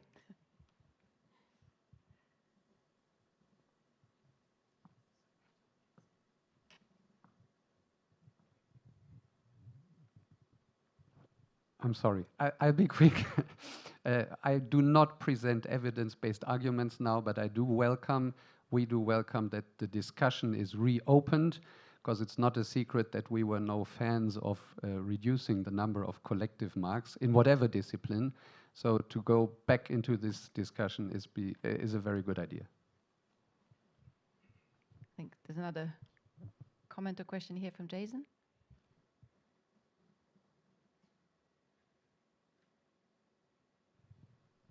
Thank you very much. I think the important principle here is to stay true to the findings of the original working group. And, you know, we need to still see all of that work through. So whether it's the codification of points, all the training and education of officials, all of that good work still has to be implemented and completed. And I think at that point we can then have a system that is far more open, more transparent, more consistent, etc. So making further changes now, I think, is incorrect. It would be premature. I don't think there's any justification for adding another collective mark back in yet. And it does, again, open us up to criticism, potentially with more subjectivity, more opinion-based points coming in, and potentially more bias, whether that is unconscious or otherwise. So I think, you know, the more that we can do to keep the sport open and transparent, using the codification of points to actually better train and educate the officials, I think that is the right direction to go in. And then, if necessary, at that stage, we can revisit this. Thank you very much, Jason. Linda? Linda Keenan from the Dressage Trainers Club. I would just like to reinforce what Jason said. It's never a bad idea to review what's been done and see if you can do things in a better way, but whatever is done, I think the guiding principle must be to stay true to the conclusions and the concept of evidence-based decisions. So as long as we do that, then I think it's fine to look at anything and everything. Thank you very much. I think we all support this way forward. So we'll take the time to do this properly before we make any further decisions. Any further comments? No.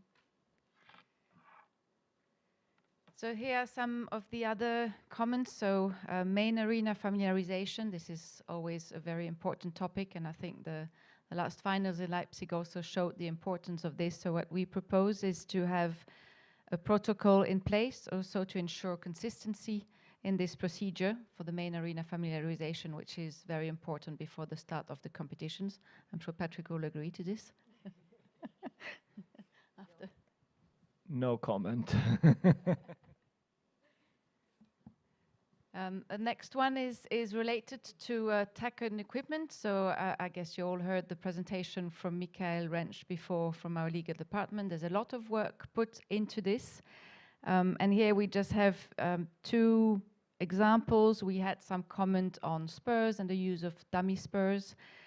So now for the moment we will keep the rules as they are, as to not to create any false perceptions, and also keep a level playing field in the discipline with the equipment used. So, but we will be looking into the whole tech and equipment in all the rules in much more depth for a future revision of this section. Another one that we also looked at is, for instance, false tails. So just for the records, until a few weeks ago in the department, we received more than 120 requests for certificates for false tails. And also looking into this procedure and how it worked for the moment, our proposal would be to go to a much simple procedure in this, and then to introduce random checks of this. And this is something we would also like to suggest to introduce for the ear hoods, actually. And so if for the false tails there was any weight or metal found for a horse or another, then the rider would get a yellow warning card and would be eliminated, as it would be contradictory to the rules. And of course, then you have the other consequences if there are more warning cards. So there would no longer be any prior request with a letter coming to the office and us just sending out the letter again and having this checked at the horse inspection, but we would introduce random checks on this. Are there any comments on this? On these points, sorry.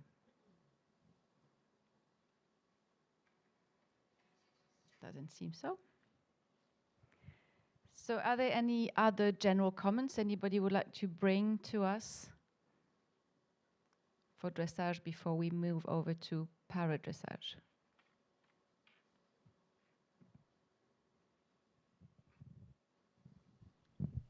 Well, thank you very much for your kind attention, and we go to para now. Thank you, Maribel. And good afternoon, everybody. Here we go. We're into the final session, and I congratulate you on your perseverance so far. So coming on then to the para-dressage rules. This is a very important part of our consultation process. As David mentioned earlier, for eventing, we are in this 4-year cycle. So this is the year after the Paralympic Games where we're able to do our full rules revision. And we too have had comments and ideas and thoughts over the last few years that are feeding into this process that we're doing now. We were lucky that a couple of months ago we were able to do our para forum. So we brought all of our stakeholders together and we were able, over the course of 3 days, to get a lot of feedback that sort of already started to inform us in terms of where we're going with the rules.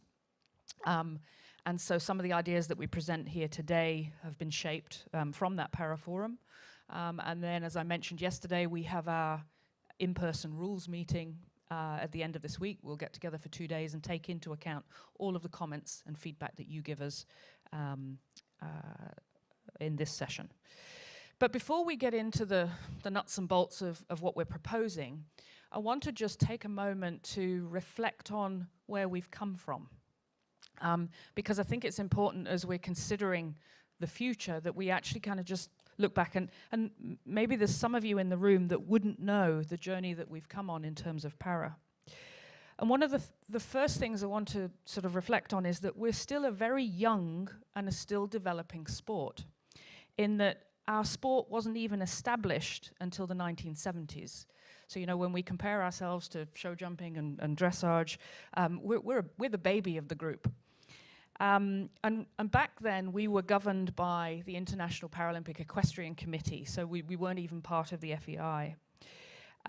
We became a Paralympic sport in 1996, but that was with borrowed horses. And it wasn't until Beijing 2008 that actually our athletes started to ride their own horses. And only in 2006 did we join the FEI family, so fairly recently. In 2007, we held our first FEI World Championships, and then very, very thrilled that in 2010 we joined the World Equestrian Games alongside all of the other FEI disciplines. But over the last decade, what we've seen is this sort of tremendous improvement in the quality of our sport, the quality of the horses, the standard of riding, and generally the professional level at which all of you are taking part in our discipline. And also what we've seen is that integration within the FEI family, and actually more and more events, particularly dressage events, running combined events and sort of bringing para into the family. And to show that progression, what we wanted to just share this slide with you, because we did a comparison. We did this for the forum, and thank you to our deputy chair, David Hamer, who put these slides together.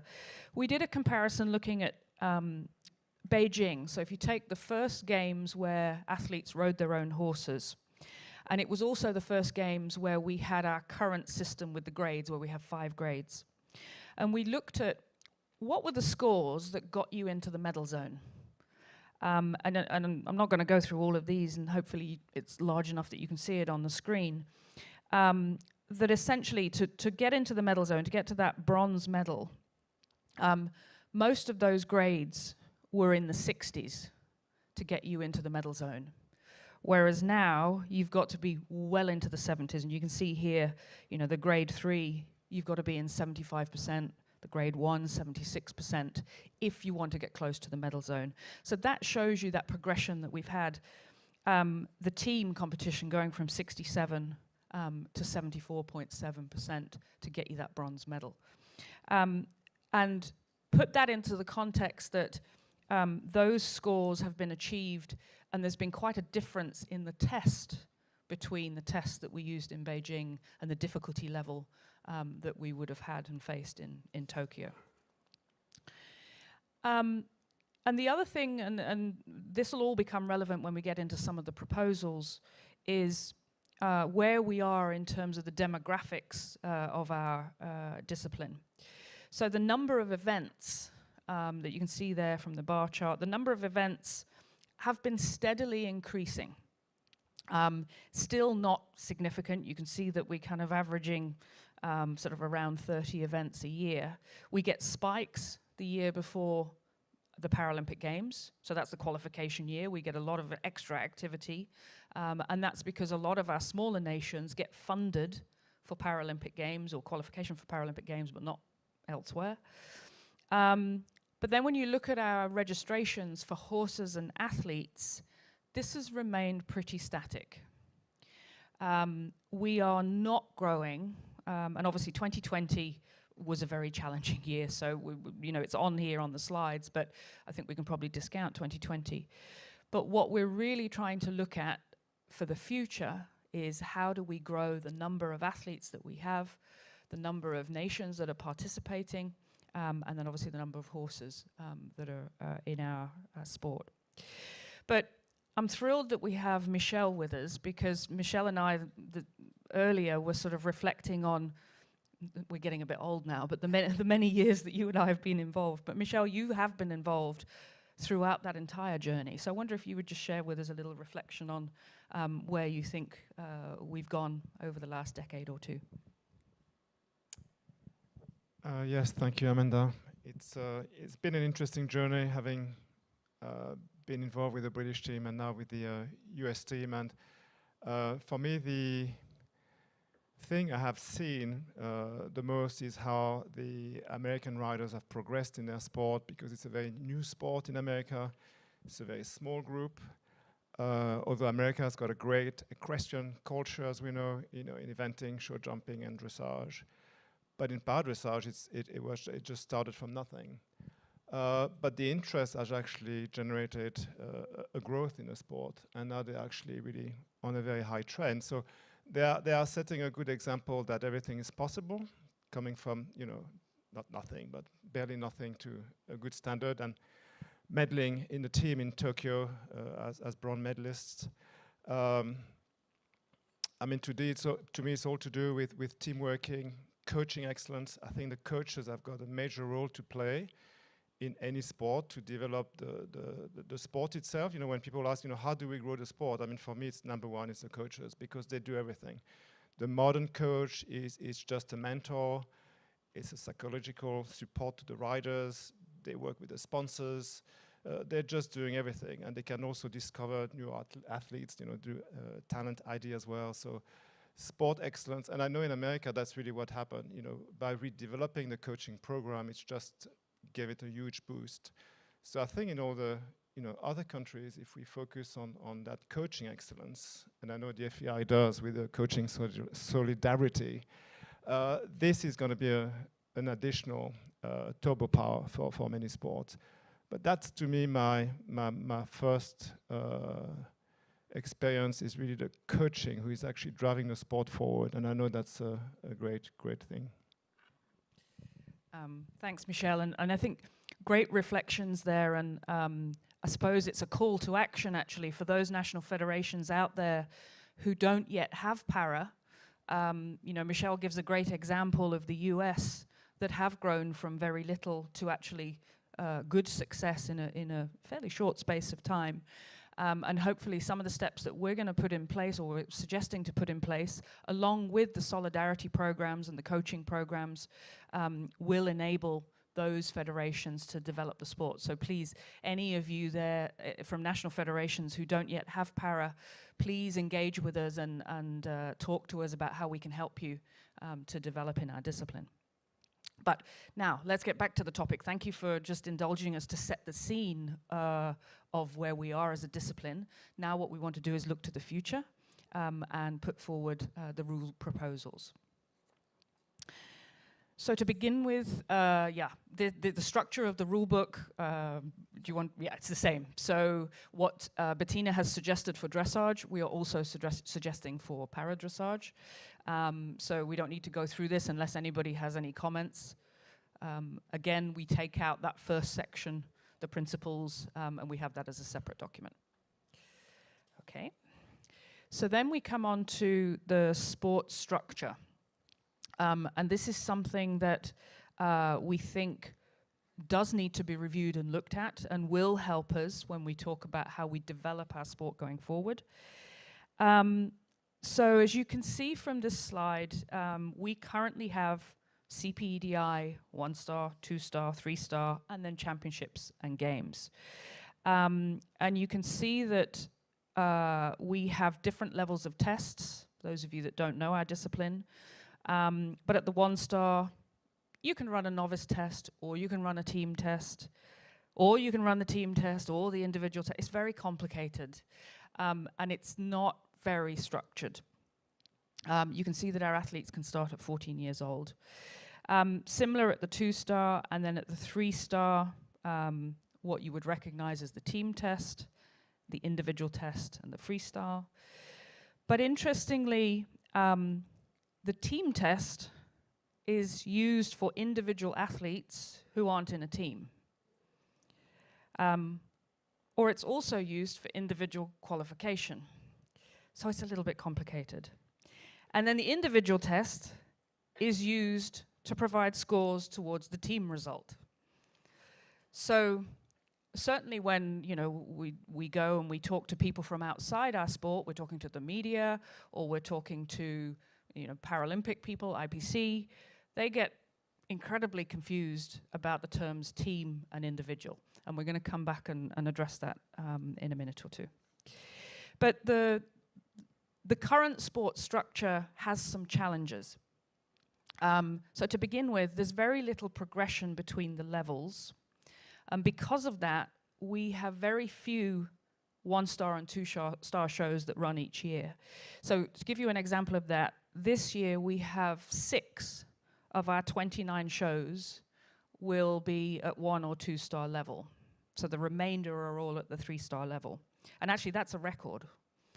And only the UK and the USA have actually used the sport structure of 1-star and 2-star events to bring their new athletes in. And actually this year, for the first time, Mexico is putting on those lower, so thank you Mexico for doing that. But what happens is most new athletes actually join the sport at 3-star level. So you imagine you're a brand new athlete, you've never been to an international show in your life, and you have to ride down the center line after the silver medalists from Tokyo, because you're all in one class together, all riding the same test. And the reason for that is because, again, most people are driven behind how can I qualify either for the Paralympic Games or the World Championships. So I have to go to the 3-star because I've got to qualify. But that is not necessarily the best way to develop our new athletes. It's not the best way to provide them with an encouraging environment to nurture them in our sport. So there's a number of issues with the current structure you can see up here. Also, there's no incentive for our organizers to run the different levels, and we want to try and address that. And our team competitions are not harmonized with the other FEI disciplines. So whereas in other disciplines you would have a CDIO, a team competition. We actually have team competitions at every CPEDI. So that doesn't really kind of align with what the FEI is trying to achieve through sports structure. So these are all the things that we want to try and address within the proposal. So let's start, and as I promised yesterday, let's start with looking at the test names. Bettina gets the very easy subject. Thank you, Amanda. Bettina's going to explain this. So first of all, we've launched this year a review process of the para-dressage tests. Please rest assured we won't introduce any major changes before Paris 2024, and not either before the qualification for Paris 2024, as this would be unfair to the riders. But we do foresee full revision of the tests after Paris 2024. So we have a working group who's just been created earlier this year and started working. So on the current test, I think they have identified from feedback from athletes, trainers, officials, a few minor changes or minor fixes that will be announced later this year. But the full revision, as you will see, will be the major changes will be defined in 2023. They will be tested throughout 2023, 2024, and effective only since 2025, so after Paris. So this is the plan to review the tests. Now coming to the names. So as very well explained by Amanda before, it is confusing. And we are currently living with test names that relate to medal events. But of course, with these higher level tests, if we want to one day introduce, for instance, a World Cup or something else, we are stuck with the names and they won't mean anything. So we did go through a survey on the test names that was sent to more than 200 people. Most of them were those who were involved with the paraforum we held earlier this year. We did get about a 25% answer rate. The survey is still open, so we are very happy to send it over to more NFs if you're interested in looking into it. But the proposals are, as you can see currently on the screen. So what you have on the top is the current test names, and please don't relate them to medal events, just to the name of the tests. And what you have below is what we propose as new test names. So you will see some similarity with dressage, of course, and especially with also the Para Grand Prix or the Para Grand Prix Special. We did look into, of course, dressage, into jumping, into other sports. We do see that the Grand Prix usually is the pinnacle of the sport, is the highest level. And for us, we think that the para athletes also deserve to have their Grand Prix named test at some point, because it's also the pinnacle of their sport. So from the survey, 80% of those who applied agreed with this proposal. 20% were against, or maybe had some other proposal, but we are interested now to hear from you what you think of these new test names for the future.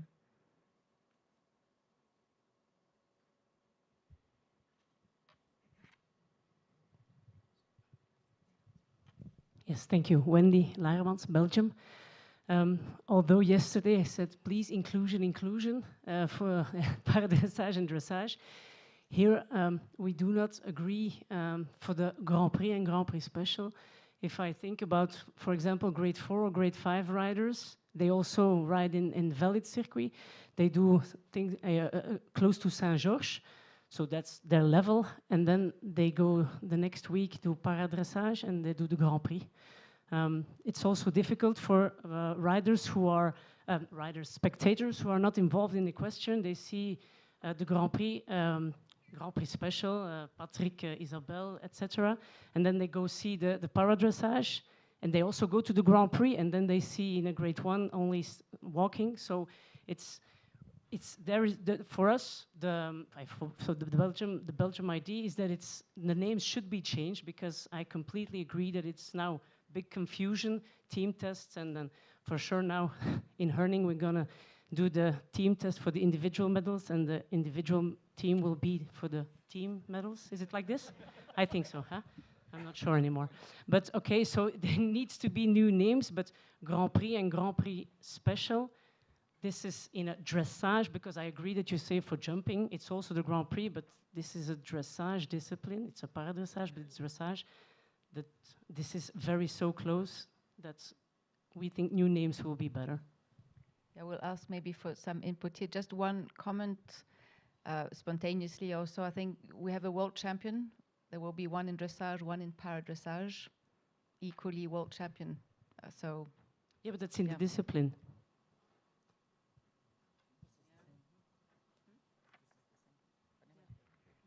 Yes, I think the thing to remember first is that in the voting, I mean, there's quite a large amount of majority where 80% of the paradressage community is voting in favor of that. So we do have to look at it closely. And like Bettina has correctly said, you know, the Grand Prix terminology is really the pinnacle of the sport. And, you know, it's a French word, and it means the top of the sport. It started with motor racing in Europe. So I think, you know, people will know that it means it's top of the sport. But I knew personally, being a dressage rider myself, that people would say, oh, well, I'm going to watch Grade 2, and they're not going to do Piaf Passage, which is Grand Prix in dressage. So I'm going to be disappointed. But equally, the athletes will be disappointed not to be included in this terminology. So you can see both sides of it. And I think, to me, the future is to move forward with the correct terminology. Also, we have to be careful not to have confusions, because that's going to come next. But I'm sure that it will be all a term of education and information, and confusion will not be a question. So for me, moving forward with the correct terminology is important. Yeah, and if I might also just add something. Us with someone with any disability or whatever, and we are doing our sport, doesn't matter if, okay, some riders are doing also dressage, and paradressage is part of dressage, but we are a full, completely discipline, you know? So you cannot say for a paradressage rider that what he's doing is not good enough, or is not higher in quality enough, because he's not doing Piaf Passage, for example, you know, even if it's dressage. It's what we can cope to do with our body. That's why also we have the grades. Otherwise, we could all ride paradressage, ride everybody in the same grade. You know, I think that's also important to take in account when you go to those names, to Grand Prix or Grand Prix Special, whatever. But I think Grand Prix is the terminology that every other sport use, and also that Paralympics, we're going, every para sport is going so much higher now, like everybody's watching. And so sometimes sponsors and people who are not from the sport, they watch and they don't understand why we are the Paralympic champions or the highest level in our sport, and it's not a Grand Prix, or it's a team test or individual test, you know. So I don't think that we really should keep in the highest what we are doing in our discipline. Thank you, Rodolfo. But we take on board all the comments. Yes, I think Jason.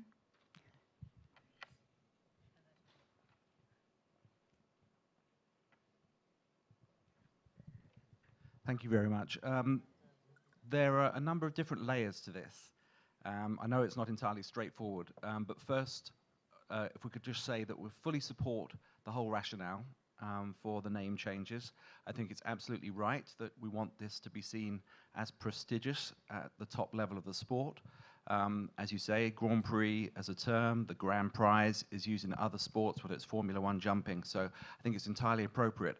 However, I do think that there is potential for confusion here in using the Grand Prix and the Grand Prix Special, particularly because it's the reverse order to how it works in able-bodied.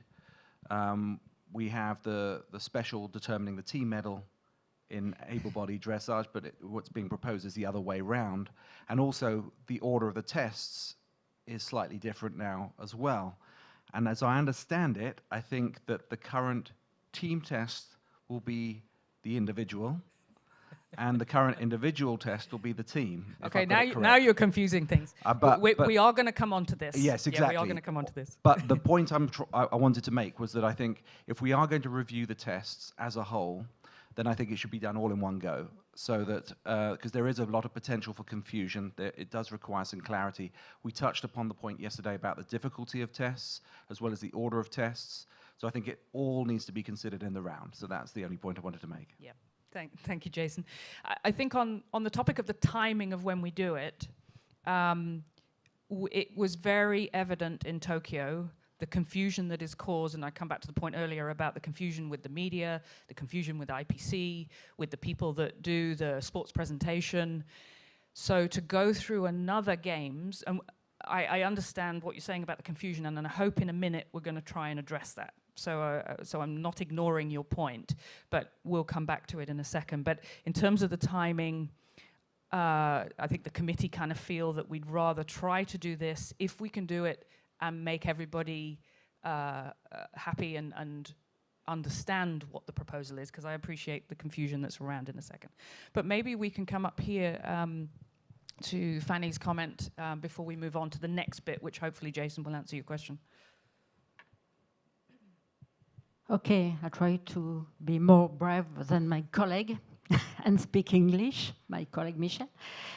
In France, we have this system with the same name for dressage and para-dressage test, and it's okay for us to the same name in France. For example, amateur elite for dressage, and para-amateur elite for para-dressage.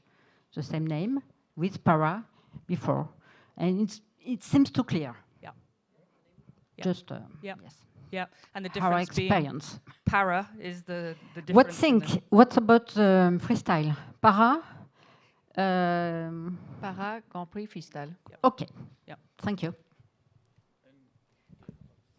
Sorry, may I just interrupt 2 seconds? I think Patrick has to leave. Yes, sorry everybody. I have to go home to my family. Thank you, FEI, for having me. It was a pleasure. Thanks everyone for being here, and have a great evening, everyone.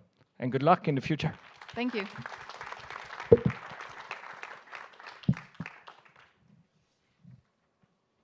Yeah, I think also, but if I might, like in the Olympics, if I'm correct, the Grand Prix Special is the one that decides also the team medals in the end. So the only difference that we have, that we will have a medal in the Grand Prix, because we have one extra medal that normally we don't have only one individual medal. We have 2 individual medals. So that means that our first test will have a medal already for the Grand Prix, and we have individual medal for the freestyle, so that counts separately, and the Grand Prix Special as the dressage is the team test. So in the end, it's the same. And sorry, Rodolfo, I think yesterday we had this discussion on the difficulty and the difference between the current individual and team test in your grade. And if you want to just comment on this briefly. Yeah, and about this, our tests also, they're not like, you don't have this huge difference. It's more about the way that goes the test, but in all the grades, we have the same movements. There is not one movement that is in the individual or in the team test. So in the end, it doesn't make any more difficult, really, the individual test for the team test. Andrew, you have a comment. Oh, great.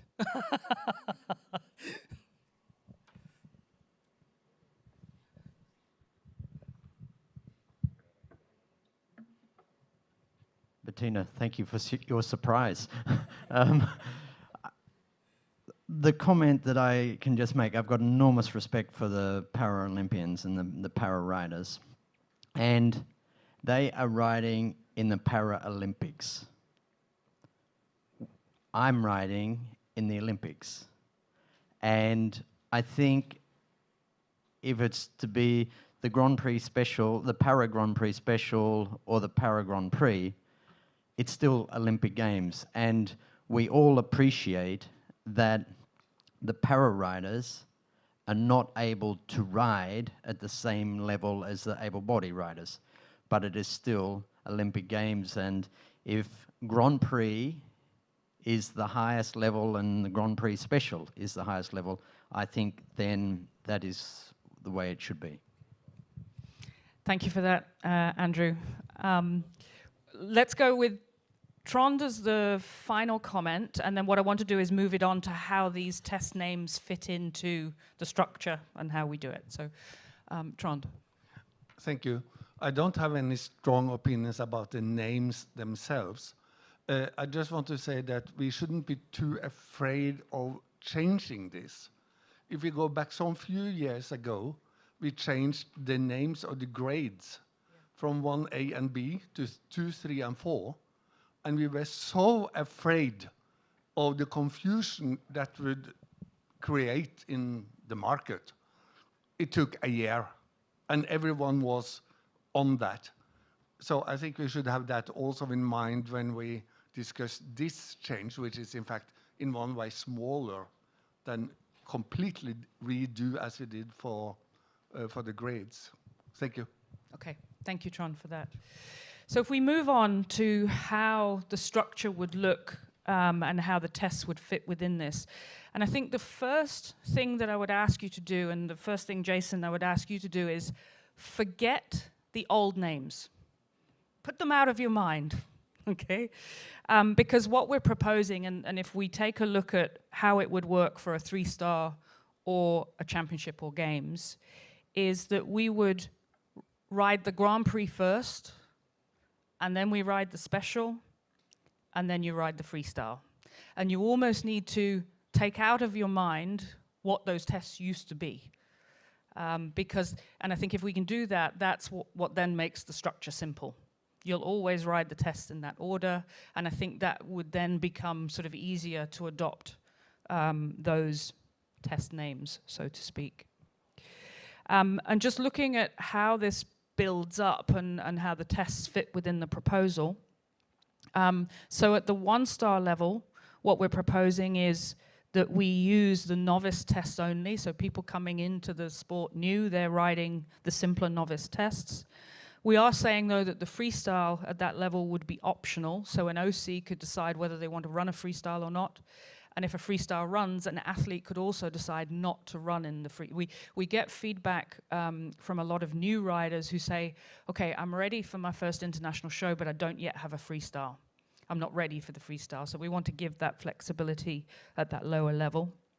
And then at the 2-star, adopting that same approach with the flexible freestyle, but introducing those intermediate tests. And then at the 3-star level, where we then introduce the Para Grand Prix Special, and the freestyle. So that is the structure that we've got. On the right-hand side, you can see the qualification from within the event. That is as we currently have it. Okay, so we're not proposing any changes with any of that. So, any questions or comments on this? Yeah.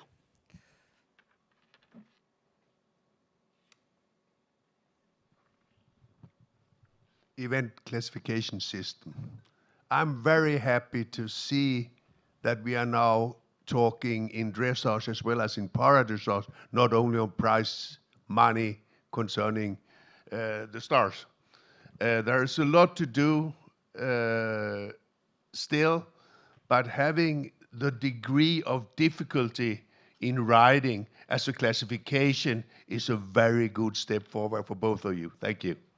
Thank you very much, Wolf. Thank you. Sonka.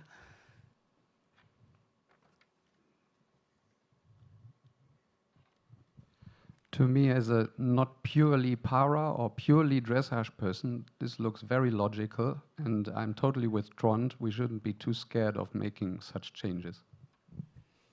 Thank you, Sonka.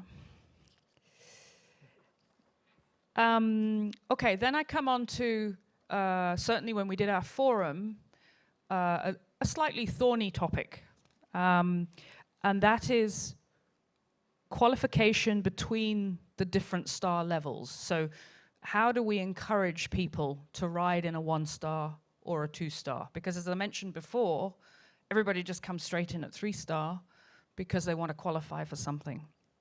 So what we want to do through this is to encourage development through the levels. We want athletes to compete and have the right experience, to distribute athletes throughout the different levels, give incentives to OCs to hold those lower levels, and create, hopefully, growth within those lower levels as well. And the aim here is really to encourage new and young athletes into the sport at an appropriate level where they can have success at that early lower level, and then encouraging them to go on in an encouraging environment rather than throwing them in the deep end with Rodolfo and all of his other Paralympians. So the committee haven't made a final decision on this, so we're putting forward a couple of suggestions as to how we might approach this. And I am mindful that it could be different in different parts of the world and different countries. The first thing to say is all existing athletes who have competed at 3-star wouldn't have to go through the star levels again. You're automatically classified to compete at 3-star. But there's two proposals, and the difference between the two is that in proposal 1, to go to a 2-star show, we're saying that you would have to have a minimum of 60% at a 1-star in either of the tests that you've taken part in, but essentially you need to have a result at 60% before you progress to 2-star, and then that before you go 3-star, you also need to have the same at 2-star. So you'd have to go through a couple of steps before you went to a 3-star competition. And then proposal 2 is to make it a little bit simpler so that we don't have any progression between 1-star and 2-star, but before you go 3-star, you would have to have one result in a 2-star show to allow you that progression upwards, to just encourage people to do those lower level shows. Now, couple of points just linking in with this. You wouldn't have to run a 1-star and a 2-star show in isolation. I can understand that there might be some smaller or more remote countries that would say, yeah, okay, but I've got riders who do need to qualify for the Paralympic Games, and if I've got to travel from Asia and go into Europe, or I've got in Asia got to put on a 1-star show and then I've got to put on a 2-star show, it's too much time and too much money, or those shows won't exist. What we're suggesting here is there's nothing that stops you from running these star levels in a combined event. And that's actually what's happening at the moment in the USA and in Great Britain, is they're combining them with 3-star shows. So it's all one show, but you're able to put people into the level of event that suits their experience level better. And then the other thing is to encourage organizers to run these lower level shows. The committee are going to have a look at actually having a reduced level of officials. So using perhaps some national officials to help, because that's something else that our sport needs to do, is to develop more officials into the FEI sport. So perhaps encouraging the appointment of national level officials and then also lower level FEI officials, and less of them, that makes it cost effective for the organizing committees to run these shows as well. So I'm going to open up the floor in a second, but Michelle, perhaps you might want to comment? Yes, because I have a story. I think stories are important to get into the reality progression. I think it's important for the sport to progress, that we don't discourage riders, but that they stick to the sport and then move on. And I have an example of a rider I've had that, due to a trauma through an accident, got thrown into power sport. And that rider did not want to go through the channel of doing 1 or 2 stars because she was in show jumping before at a higher level, and she felt it was going too far down for what she was used to. But I advised her against it, and I said that she should go through the channel of doing 1 and 2 stars, just to get, not just to get familiar with the test, but familiar to the whole process of being into an international with the stewards and all the rules, etc. She went against the advice, went very quickly abroad, internationally into 3-star. It didn't go well. It was too much of a gap, especially in the higher grade. It's very much being thrown into the deep end, having no dressage background at all. And what happened is that the scores were low. she was disappointed. Psychologically, really, it was detrimental to her progress, and I could feel that we had to sort of support her, otherwise we were going to lose her. So I think having a system where we have a qualification process like that, which would be compulsory, it's not going to be a stiff rule, it's just going to help the riders, and we're not going to have to fight it. It's going to help them to nurture them through the process, and they will actually progress more effectively that way by getting accustomed to the levels. And I think had this rider done that, she would not have gone through the trauma she's been through. So I think for me it's really essential that they just learn the ropes through the levels. Great. I think that's a great example. So opening up the floor then, very interested to hear of any comments that you might have, or whether you have a preference between the different proposals. Oh, over here. Fanny?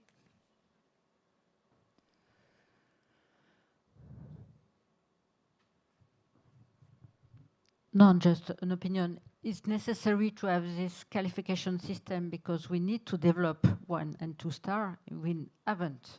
And for France, for example, we would like to have a riders in this show, but we don't have. Great. It's good, Heidi. Thank you. Thank you, Fanny.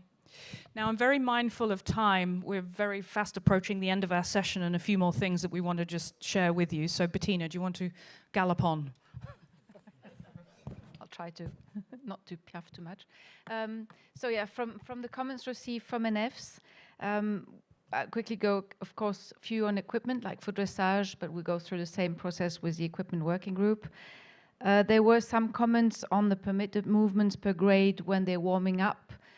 This is a discussion that's come up more. Some grade 5 athletes performing piaf passage before they enter the ring, and we did discuss this and feel that the perception probably for public and media probably is not something that we want to see, but we'll review this. There were requests for competing in a different grade following classification, usually in a higher grade. Here again, as many of you probably know, we are undergoing a full FEI classification research, so waiting also for the outcomes of this. And of course, if we allow athletes to compete in a different grade than the one they are classified for, undermines a bit the whole classification system we have, and also would be against IPC code of compliance. So probably this is something we cannot really go by. But you'll have more information on the NFs received from the comments received from NFs in the process in July. Thanks, Bettina. And just to let you know of some other projects that we're working on, the first one of these is try to have a para included within the World Cup structure. And this is something I'm actually going to pass over to Rodolfo very quickly, because he's the one who's been very passionate and driving on this one. So I want to just hear from Rodolfo. Yeah, I just want to say that for us would be really important, because we also drag media for the sport and more people on. I think that was very, very important. And I think also that could be also very nice for the organizers to have those legs of para riders included, even if it's not many riders, because also, as I said before, para sport in general has been dragging a lot of media and much more sponsors. So I think for the future could help the other disciplines and help us also to have a World Cup. Thanks, Rodolfo. And yeah, certainly the way we're looking at this is to try and think about a format where it wouldn't have to include a high number of athletes. We might even only take, say, three of the top riders in it from a grade, just to showcase the sport and give an opportunity to those very top riders. But that's work in progress. As is the Para-Dressage Nations Cup. As I mentioned before, we currently have a team competition in every single 3-star show. And that's something that we do want to address. But we can't do that until after the qualification period for Paris, because the qualification mechanism relies on the team rankings, and if you make any changes at this point, it will completely upset everything with the rankings. So it is something that we're thinking about and looking at, but not until after Paris. And then the final one is the more immediate project, and I just want to very quickly share this one, which is the Paradressage World Challenge. And this is all part of growing our discipline and getting more grassroots riders into the sport and into international. Bettina. Thank you, Amanda. Yes, so we're working on this with FEI Solidarity. So we've started the work already. We've looked at the format, which you have now in front of you. So we would also, like in the other disciplines, we have a World Challenge. Recently, the vaulting has just launched one as well. We would have beginners level, intermediate level, advanced level before the step into the first one-star level. So this new sport structure also makes sense to bring into new athletes, new nations. So we still need to have a set of tests for those, of course, and we would need to define also the levels and link it to national levels. And also what we would like to do is possibly link para dressage world challenges with the current dressage world challenges. So same venue, same organizer could hold both, and that probably will make it also easier for many of the nations and NFs. And also the benefit of doing this, and we're talking to Solidarity at the moment, the World Challenge athletes would still have to be classified. So how can we get classifiers to all of your countries that would like to run these levels? How can we make that happen for you? And we think that working together with Solidarity, this is a way in which we can get new athletes classified in those more remote regions. And I know we're rushing through this now, so anybody that wants to have more information, or if you're a nation that's interested in this, please do approach us, come and talk to us, and we can share more information with you. So yeah, so just for the timeline, so the goal here is to have the rules for the World Paradressage Challenge ready to be approved by the board in November this year, so that we can open up the applications for the NFs in December, and that we can then launch it in 2023. So this is what the timeline we're working towards. Okay. Thanks, Bettina. And then two final updates. The first is around classification. So we have a a compensating aids working group. These are the aids and equipment that are provided to our riders in accordance with their classification that enable them to ride their dressage tests. And we're putting some structure around making sure that we're standard across the board, that we've got photos, we've got descriptions and purpose of those compensating aids. And then when we finish the classification research, we'll be reviewing everything and just making sure that that fits in within the overall classification project. And then coming on to that, the research that you will have heard about. This was a 3-year project funded by the FEI, done by the University of Central Lancashire and the University of Hartpury. We are 1 year behind because of the pandemic. So as you can see here, we completed the performance measures and how we assess the way in which you ride a dressage test. We've also done the scoping review on impairment measures. So how does an athlete's impairment impact on the way in which they ride a dressage test? And we've done the qualitative research, but we need to now do the clinical tests. We need to be getting athletes actually physically tested in terms of how their impairment is impacting their ability to ride. We started this, but then when the pandemic hit, we obviously couldn't do in-person testing. So it's now just resumed. We're starting again, but obviously with that 1 year behind. So we've got this year to go. Once that research is finalized, and all of this information is available on the FEI website, we're publishing it as we go along. Once we have all of that, that will then inform the technical committee in terms of what changes they might make to classification going forward, and that would be part of the next rules revision. But a reminder as to why it's so important that we're doing this, and that is because IPC have what's called the classification code, and we have to be compliant with the classification code to stay in the Paralympic Games. And to do that, we have to have evidence-based research. We have to be able to prove why an athlete is put in a particular grade. So that's the reason why this research is so important going forward. Okay, sorry, that was a mammoth. we have very, very little time, but does anybody have a burning question or topic that they really, really have to raise in this forum? Otherwise, I will very happily this evening chat with any of you if you have other things that you want to bring up. Very happy to chat with you, and we're all around this evening, so we can do it over a glass of wine. Okay, thank you very, very much. Thank you.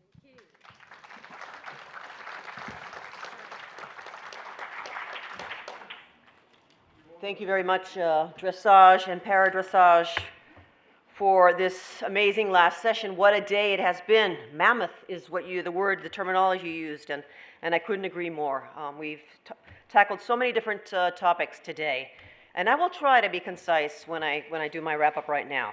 So basically, the day started with event standards discussion. What we learned today was that this survey was sent out and we received 2001 completed responses, which is absolutely amazing. The following topics were discussed quite in detail. The first one was the overall security and access control. The conclusions of this specific topic was that there needs to be better, stable control.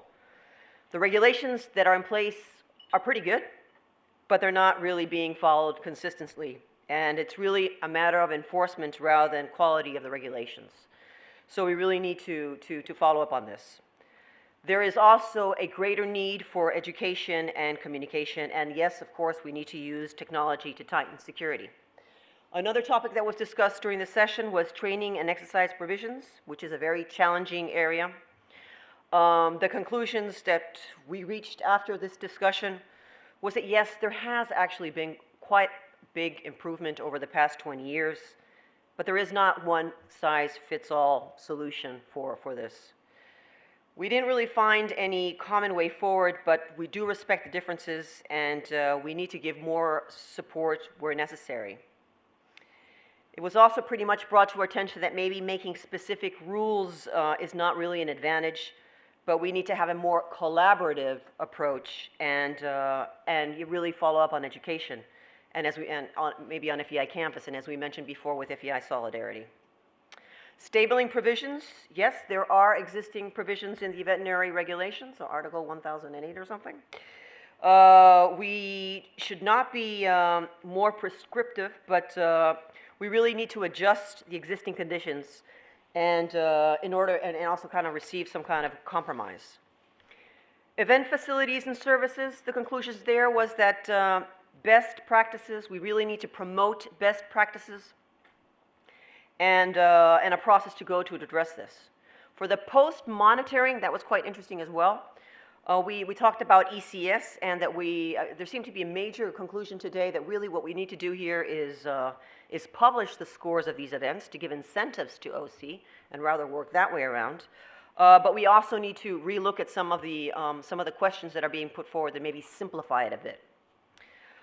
Yeah, so that was pretty much the wrap-up for the first session of today. Then we had a fascinating discussion on veterinary regulations, where we talked about the full revision.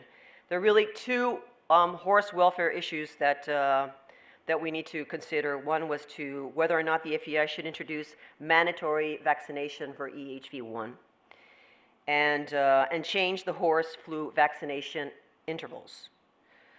The main conclusions was that several vaccines are available worldwide, but no vaccine with label claim that it's really preventing EHM. Vaccination alone will not do the trick. There are, of course, benefits to vaccination, but other restrictions are necessary to prevent the outbreak. So, again, should vaccination be mandatory? What we pretty much was figured out here was the FEI should seek further input and keep the situation under review until we really decide whether we should go that way. And then there was discussion whether maybe we could consider making it mandatory as of 23 or put into place as of 25. But in the meantime, there are a number of things that we need to do.